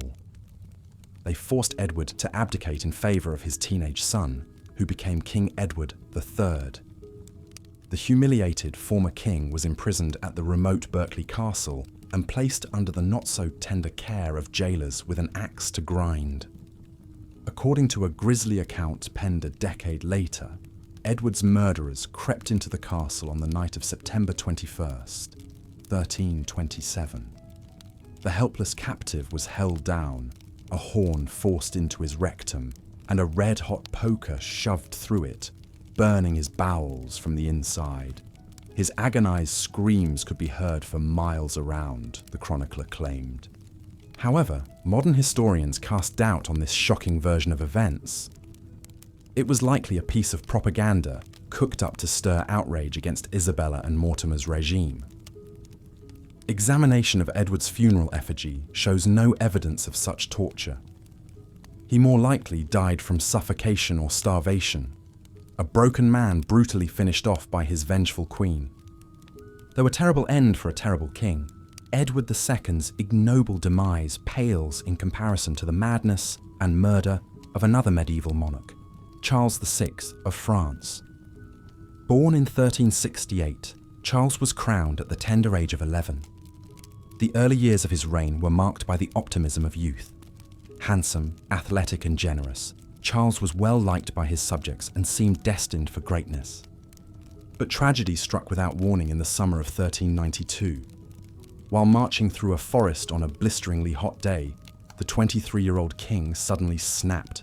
He flew into a paranoid frenzy, attacking his own men and accusing them of treason. It soon became clear that the king's mind had shattered. He slipped into bouts of insanity, amnesia, and delusion. The worst of his psychotic episodes saw him refusing to bathe or change his clothes for months on end.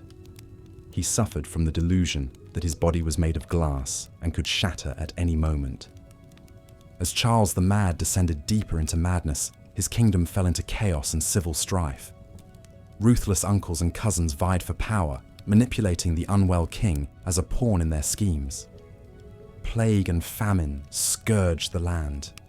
France, once the jewel of Europe, lay paralyzed under a mentally ill monarch. After 30 long years of lunacy, Charles VI died in 1422 under suspicious circumstances. Some whispered he'd been poisoned by his own Queen Isabeau's lover. Others claimed he was smothered with a pillow, a quiet knife to put the sick old king out of his misery at last. No matter the method, the Mad King's death couldn't have come at a worse time. England's armies were already rampaging across northern France, led by the mighty Henry V. Charles's addled rule had left his country divided, bankrupt, and vulnerable to invasion. It would take a teenage peasant girl with visions of angels, Joan of Arc, to rally the French and turn the tide.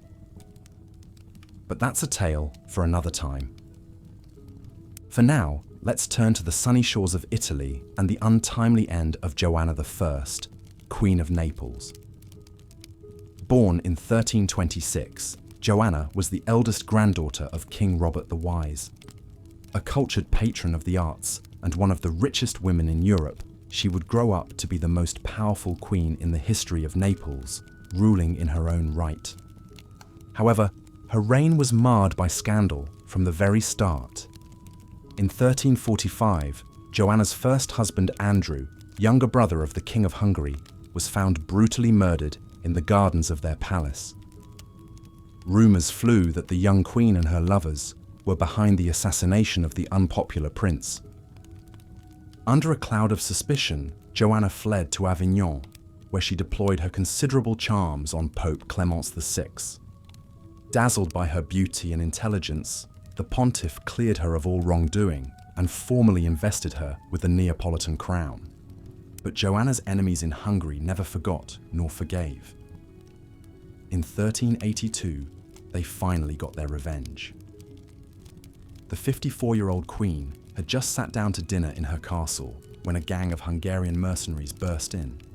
They dragged her from the table, pushed her from an upper window, and strangled her to death with a silken cord. It was said she'd been poisoned first to weaken her resistance.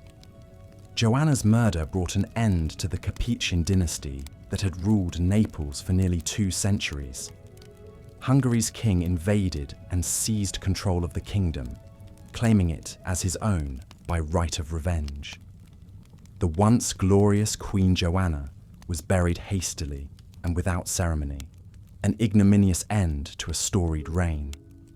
But even her grim fate seems merciful compared to the ghastly execution of Gunther von Schwarzburg, a little-known 14th century German prince who made the fatal mistake of reaching too high. Born to a minor noble family in Thuringia, Gunther dreamed of rising to the pinnacle of power in the Holy Roman Empire. In 1349, he got his chance. A group of disgruntled German lords elected him as anti-king to challenge the unpopular Emperor Charles IV of Bohemia. Armed with this flimsy claim to legitimacy, Gunther raised an army and marched to battle against Charles. It was a catastrophic miscalculation. After just a few months of failed sieges and desertions, Gunther's forces were crushingly defeated near the city of Frankfurt. The would-be emperor was captured and hauled before a vengeful Charles IV for judgment. No mercy would be shown to this upstart rival. On Charles's orders, Gunther was subjected to the most brutal execution methods of the time.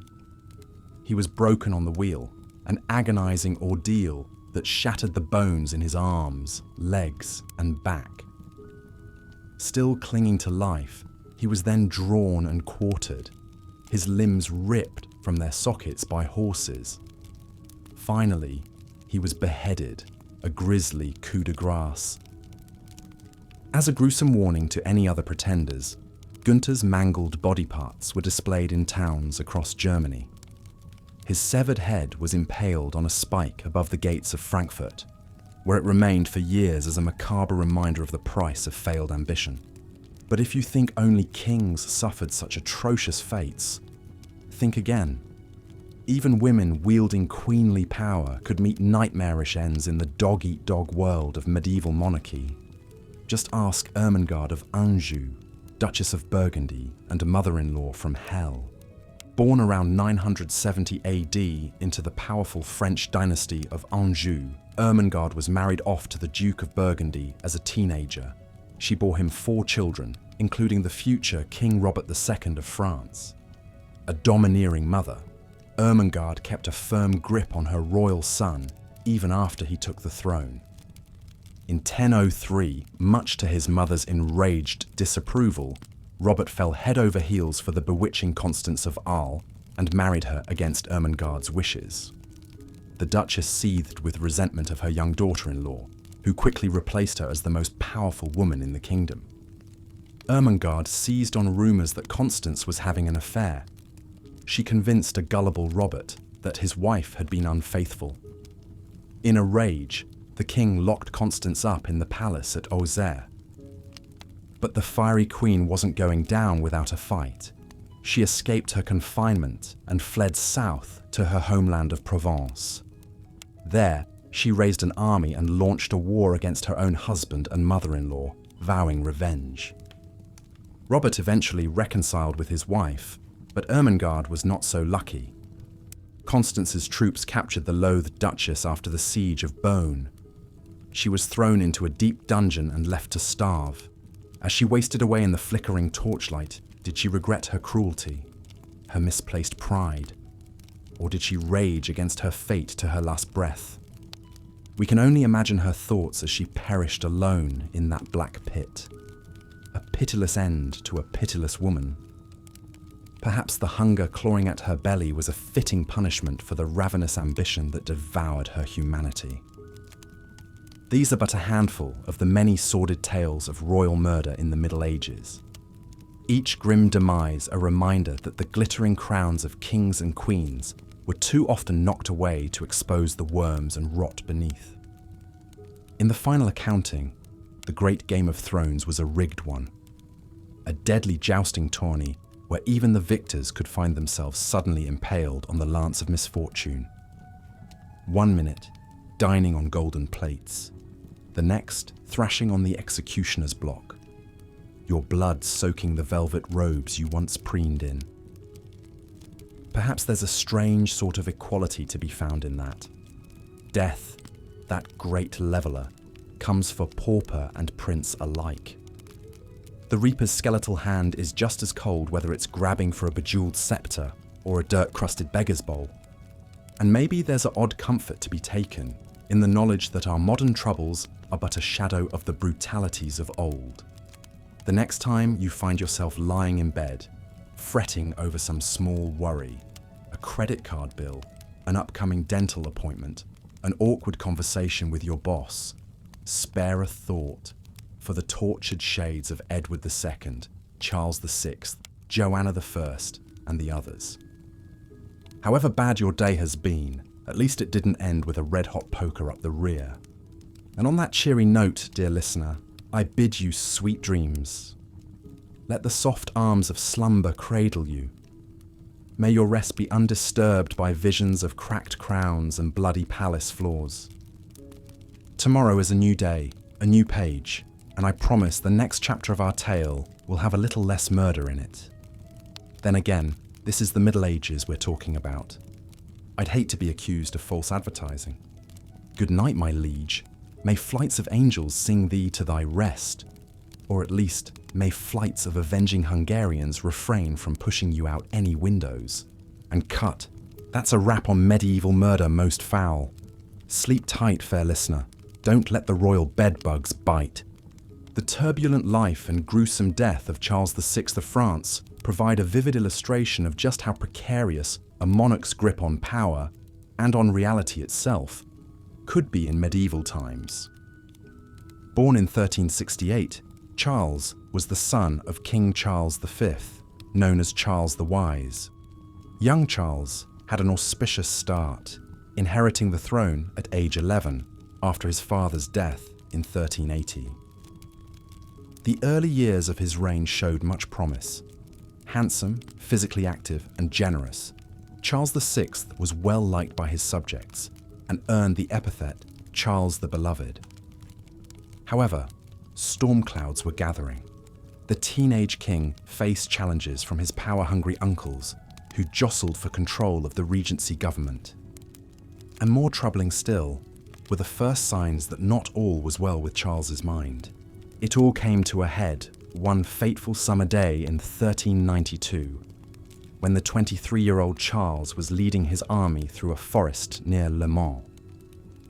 Without warning, the king suddenly flew into a terrifying fit of madness, drawing his sword and attacking his own men, killing several. His panicked entourage managed to subdue him and return him to Paris, but it was clear that France's king had lost his grip on sanity.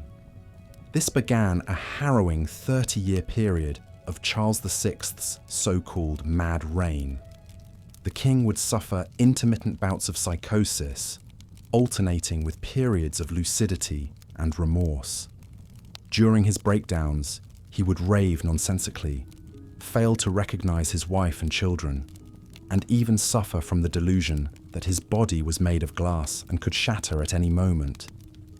Whenever the king lapsed into insanity, the apparatus of government would grind to a halt.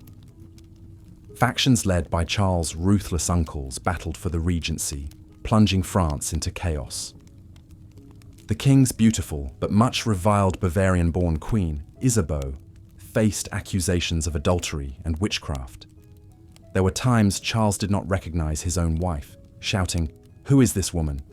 when she entered his presence. As France fractured, the rival dukes of Burgundy and Orléans fought a bloody civil war for control of the feeble king. The conflict left the country desperately weakened, ripe for invasion by the rival English.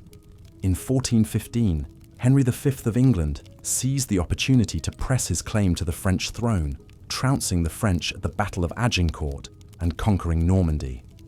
France teetered on the brink of ruin. On October 21st, 1422, after 3 harrowing decades as the Mad King, Charles VI died a broken man in his bed at the Hotel Saint-Paul in Paris, likely aged beyond his 53 years by his travails. The cause was recorded as a fever, but even in death, intrigue swirled around the monarch. Rumours spread that Charles had actually been poisoned or smothered on his sickbed, by partisans eager to clear the way for a new ruler to rescue France from the abyss. Whatever the truth of his demise, Charles VI left behind a shattered kingdom, half overrun by the English, its once proud armies in disarray. It would take a teenage peasant girl, Joan of Arc, to rally the French to victory. But that is a tale for another time. The sad, strange reign of Charles VI is a reminder of the thin line between power and madness for the royalty of the Middle Ages. In an age before psychiatry, a severe mental illness could condemn even a king to a nightmarish existence, held captive by his own delusions while his kingdom burned. One shudders to imagine the torment of spending decades slipping in and out of insanity, your mind and kingdom crumbling around you in tandem. While other royals on our list were felled in their prime by the murderous plots of rivals, Charles VI's fate almost seems a more exquisite cruelty. To be driven to madness on the throne, at the mercy of your innermost demons, as well as the very real ones swirling outside your palace gates. It is a chilling lesson in how even the grandest medieval monarchs could fall victim to misfortunes of the mind. With that unsettling thought, let us leave Charles the Mad to his rest and turn our attention now across the Alps to the warmer climes of Italy. There we find our next tragic royal, a queen as renowned for her brilliance as she was for the dark rumours that shadowed her, Joanna I of Naples. Born in 1326, Joanna was the eldest granddaughter of Robert the Wise, King of Naples. A thoroughly modern queen, Joanna would rule in her own right, a rarity in 14th century Europe. Cultured, intelligent, and strong-willed, she sought to make her kingdom a centre of art and learning, spending lavishly to beautify Naples and its churches. But Joanna's reign, much like her life, was marked by scandal and intrigue from the start. Married at just 15 to her cousin, the boorish Prince Andrew of Hungary, the young queen allegedly despised her husband. In 1345, after just 2 years of unhappy marriage, Andrew was brutally murdered, his body found strangled and defenestrated from a window at the Palace of Aversa. Whispers spread that the murder had been carried out on Joanna's orders to free herself from an adulterous and unbearable union. Joanna's enemies in Hungary demanded justice, accusing the queen of regicide. Under mounting pressure, Joanna fled to Avignon, where she used her considerable charms to win over Pope Clement VI. In a remarkable about-face, Clement cleared Joanna of all wrongdoing in Andrew's murder and permitted her to wed her cousin and alleged lover, Prince Louis of Taranto. It was a masterful political maneuver by a queen determined to hold onto her crown at all costs. But Joanna's Machiavellian machinations would come back to haunt her. Andrew's death had left a festering grudge with Louis the Great, King of Hungary and brother of the murdered prince. In 1347, a Hungarian army invaded Naples, forcing Joanna and Louis to flee. The Hungarians occupied the kingdom for several years before the royal couple could return. Joanna's reign continued to be marked by tumult, the Black Death, warring factions, and 4 successive husbands, including one who bigamously married the queen while his previous wife still lived. But through it all, Joanna tenaciously clung to her throne, cementing her reputation as one of the most formidable women in Europe. Alas, not even the wiliest queen could outrun her past misdeeds forever. In 1382, nearly 4 decades after Andrew's murder, Joanna's chickens finally came home to roost. The aging queen had named Louis of Anjou, a French prince, as her heir, rather than Charles of Durazzo, the last male descendant of the Neapolitan Capetians. Enraged, Charles invaded Naples with the backing of Pope Urban VI and Joanna's old nemesis, Louis of Hungary, who still nursed a vendetta over his brother's death. Joanna's defences crumbled, and she was captured by Charles's forces.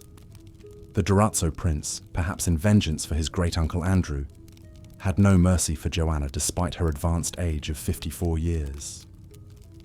On May 12, 1382, Joanna was allegedly poisoned before being pushed out a window and strangled with a silken cord in the very castle where her first husband had died.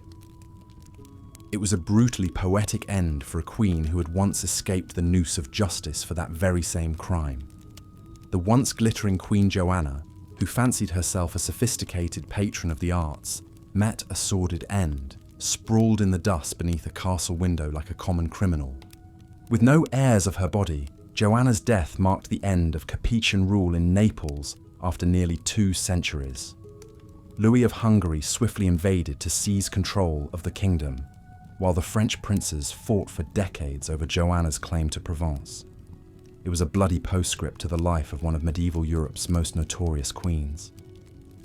As we ponder Joanna's grim fate, it is hard not to draw comparisons to another famously murderous queen who lived 200 years later, England's Mary Stuart. Both were suspected of plotting their husbands' assassinations, both saw their reigns marred by intrigue and invasion, and both met brutal ends at the hands of their rivals. Perhaps it is the destiny of queens who dare to seize power in a man's world to find that power invariably slipping through their fingers and around their throats. Of course, not all the royals on our list were necessarily villains or victims. Some were simply caught in the wrong place at the wrong time, their lives cut short by the whims of capricious fortune.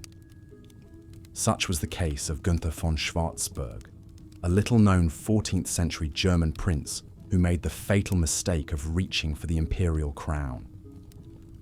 In 1349, the Holy Roman Empire was in turmoil. The previous emperor, Louis IV, had died suddenly the year before, leaving no clear successor. The German prince-electors, perennially wary of hereditary monarchy, passed over Louis's young son and instead chose Charles of Bohemia as the next emperor. But Charles was not without his challengers. Gunther von Schwarzburg, a minor count from Thuringia, had his own designs on the imperial throne. With the backing of some discontented German nobles, Gunther was elected anti-king by a rival faction to challenge Charles's claim. It was a bold play for a man with a weak power base, and it would not end well for the would-be usurper. After just 4 months of styling himself King of the Romans, Gunther's quest for the crown came to an abrupt and brutal end. In June 1349, Charles of Bohemia's forces clashed with Gunther's supporters near the city of Eltville. Gunther's men were routed, and the pretender himself was captured after his horse stumbled and fell in the melee. Any hope for mercy from the victorious Charles would prove illusory. The Bohemian king was determined to make an example of his upstart rival. Gunther was subjected to the grisliest execution reserved for traitors in the Middle Ages, the breaking wheel. In a grotesque public spectacle, Gunther's limbs were smashed with a heavy wagon wheel, pulverizing his bones. His mangled body was then quartered and finally decapitated, as blood-spattered onlookers jeered and recoiled. But Charles was not content to let Gunther's humiliation end with his horrible death. He ordered the dead man's body parts to be displayed in towns across Germany as a gruesome warning to any who would dare challenge his authority. Gunther's severed head was impaled on a spike above the gates of Frankfurt, while his quarters were hung from the walls of other cities that had supported his claim. It was a shockingly ruthless display, even by the harsh standards of medieval justice. Poor Gunther had gambled for glory, staking his life on a long-shot bid for the imperial crown, and lost in the most nightmarish fashion imaginable. The moral of Gunther's story? Perhaps it is this. In the game of medieval thrones, the price of failure was dizzyingly high. A botched power grab would not merely cost you your life, but very possibly your dignity and humanity as well. When one reached for the ultimate prize of the imperial crown, one had best be certain of success, or resign oneself to the possibility of being reduced to a literally shattered mockery in death. With that macabre memento mori, we turn now to our final haunting figure, a devious and ruthless royal, perhaps more unsettling than any other on our list, for she was no monarch, but a simple mother-in-law with a bone to pick. Ermengarde of Anjou was never meant to wield great power. Born around 956 AD into a noble French family, she was married off while still a teenager to Conan I of Rennes, Count of Brittany. But Ermengarde's path to infamy began in earnest with the death of her husband in 992. Now a widow with a young son, Geoffrey, to protect, Ermengarde proved herself a force to be reckoned with. She maneuvered to have Geoffrey betrothed to Hedwig, the sister of Richard II, Duke of Normandy, an alliance that greatly strengthened her son's position. A few years later, after Richard II's death, Ermengarde even briefly served as regent of Brittany, while Duke Geoffrey fought to secure his claim. It was a heady taste of authority for a medieval noblewoman, and one that Ermengarde was loath to relinquish. In 1008, Duke Geoffrey married Havois of Normandy, the daughter of Richard II, but it was his mother Ermengarde who continued to wield the real power behind the scenes at the Breton court. Ermengarde's implacable will and domineering ways soon brought her into conflict with her daughter-in-law. Havois was beautiful, vivacious, and bold, a far cry from the meek broodmare Ermengarde wanted for her son. The Duchess refused to be cowed by Ermengarde's imperious manner, and tensions between the two women soon boiled over into outright hostility. Ermengarde, incensed at this threat to her influence, decided to take drastic action. She began whispering poisonous rumors in her son's ear, slandering Havoise as an adulteress and a schemer. Determined to be rid of the troublesome Duchess, Ermengarde browbeat Duke Geoffrey into imprisoning his own wife, locking her away in a tower. It was a step too far, even for the formidable Ermengarde. Havoise managed to smuggle out a plea for help to her kinsman, the powerful Count of Blois. Enraged at his cousin's mistreatment, the Count raised an army and marched on Brittany, demanding Havoise's release. Ermengarde and Geoffrey had no choice but to submit, and the furious Duchess was freed. But Havoise's trials were far from over, and Ermengarde's malice would soon rebound upon her tenfold. Havoise fled to the court of her brother, Richard III of Normandy, and begged him to intervene. Richard, along with the Count of Blois and the vengeful Havoise, launched an invasion of Brittany to topple Ermengarde and Geoffrey. After a brief but bloody struggle, Rennes fell to the Norman and Blois forces. Duke Geoffrey was captured and imprisoned, while Ermengarde fled in defeat. But her flight was short-lived. The victorious Havoise hunted down her hated mother-in-law and subjected her to a punishment as cruel as it was chillingly apposite. On the orders of Havoise and her allies, Ermengarde was dragged in chains to a dank, lightless dungeon beneath the castle of Rennes. There, the once proud noblewoman who had schemed for so long to hold on to power was thrown into the oubliette, and the door sealed shut behind her. Ermengarde had dared to strike at Havoise, and now she would suffer the same fate she had inflicted on her daughter-in-law, to waste away forgotten in a dark hole, buried alive. But Havoise's revenge was even more exquisite, for she denied Ermengarde even the smallest morsel of food or drop of water in her black prison. Slowly, agonizingly, over days stretching into weeks, Ermengarde starved to death in the suffocating dungeon, her once formidable mind and body gradually consumed by the gnawing torments of hunger and thirst. It is said her piteous moans echoed through the stones of Rennes Castle for a month before at last falling silent. When Ermengarde's emaciated corpse was finally dragged up from the oubliette, its withered arms still reaching for a sustenance that never came, even hardened warriors shuddered at the sight. Havoise, it is said, merely smiled in grim satisfaction to see her nemesis laid low. The story of Ermengarde's hideous fate spread through France, a brutally clear message to other nobles tempted to overreach. A mother-in-law's meddling, even that of a high-born lady, could have consequences more nightmarish than any nagging or disapproving glares. The sheer inhumanity of Ermengarde's end, wasting away in abject misery, cast a pall over even the pitiless landscape of medieval European power struggles. In Ermengarde's ugly demise, we see a dark mirror held up to the cruelty of the Middle Ages, a world in which even family bonds offered no assurance of safety or regard. Perhaps the most disturbing lesson of all is that sometimes the most implacable foes could emerge not from the ranks of rival kings or rebel lords, but from inside one's own castle walls, the enemy you invited in through holy matrimony.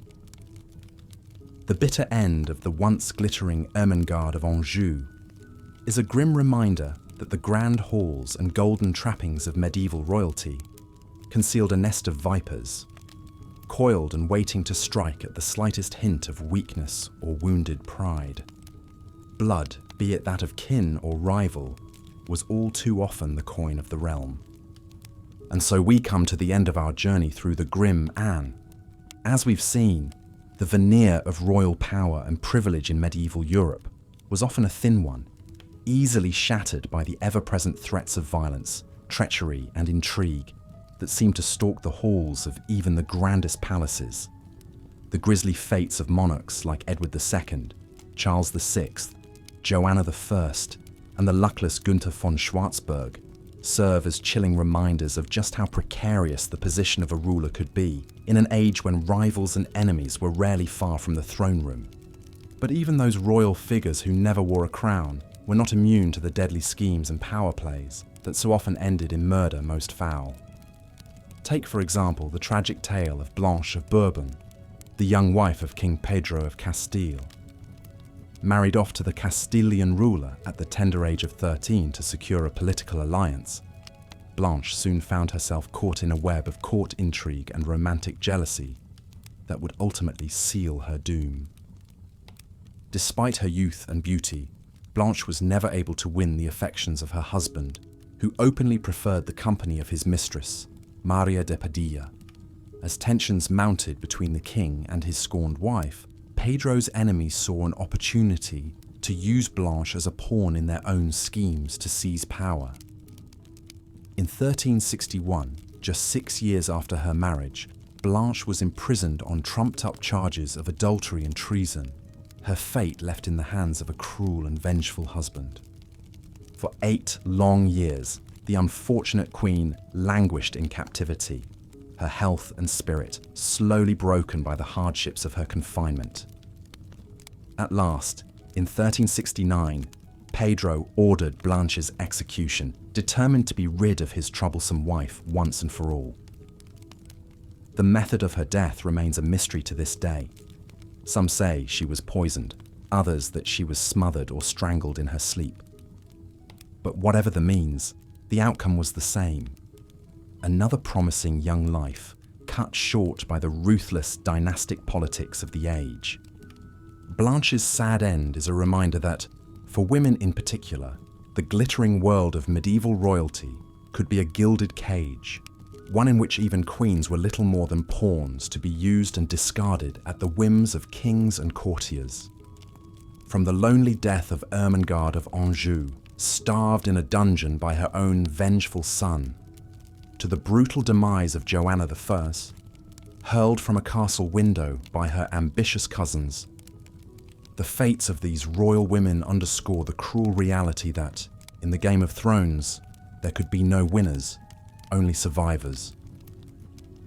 As we come to the end of our journey through the shocking annals of medieval royal deaths, it's worth reflecting on what these grim tales can tell us about the nature of power and the human capacity for violence and cruelty. Though the kings and queens of old may have wielded vast armies and untold riches, they were, in the end, as vulnerable to the vagaries of fate as any common peasant. In a world where the line between palace and prison was often blurred, where the hand that held the scepter one day might be cold and lifeless the next, perhaps the greatest power of all was the power to endure, to cling to life and hope in the face of even the darkest of circumstances. It is this resilience, this unquenchable human spirit, that shines through even the most disturbing chapters of our history, a testament to the enduring strength and courage of our ancestors. And so, as we drift off to sleep, let us spare a thought for the ill-fated royals of ages past, whose lives and deaths, however distant in time, still have much to teach us about the timeless struggles of power, ambition, and the fleeting nature of earthly glory. May their stories be a reminder to cherish the peace and stability of our own lives, and to never take for granted the blessings of a world where the horrors of the medieval past are just that, a distant memory, fading into the mists of history.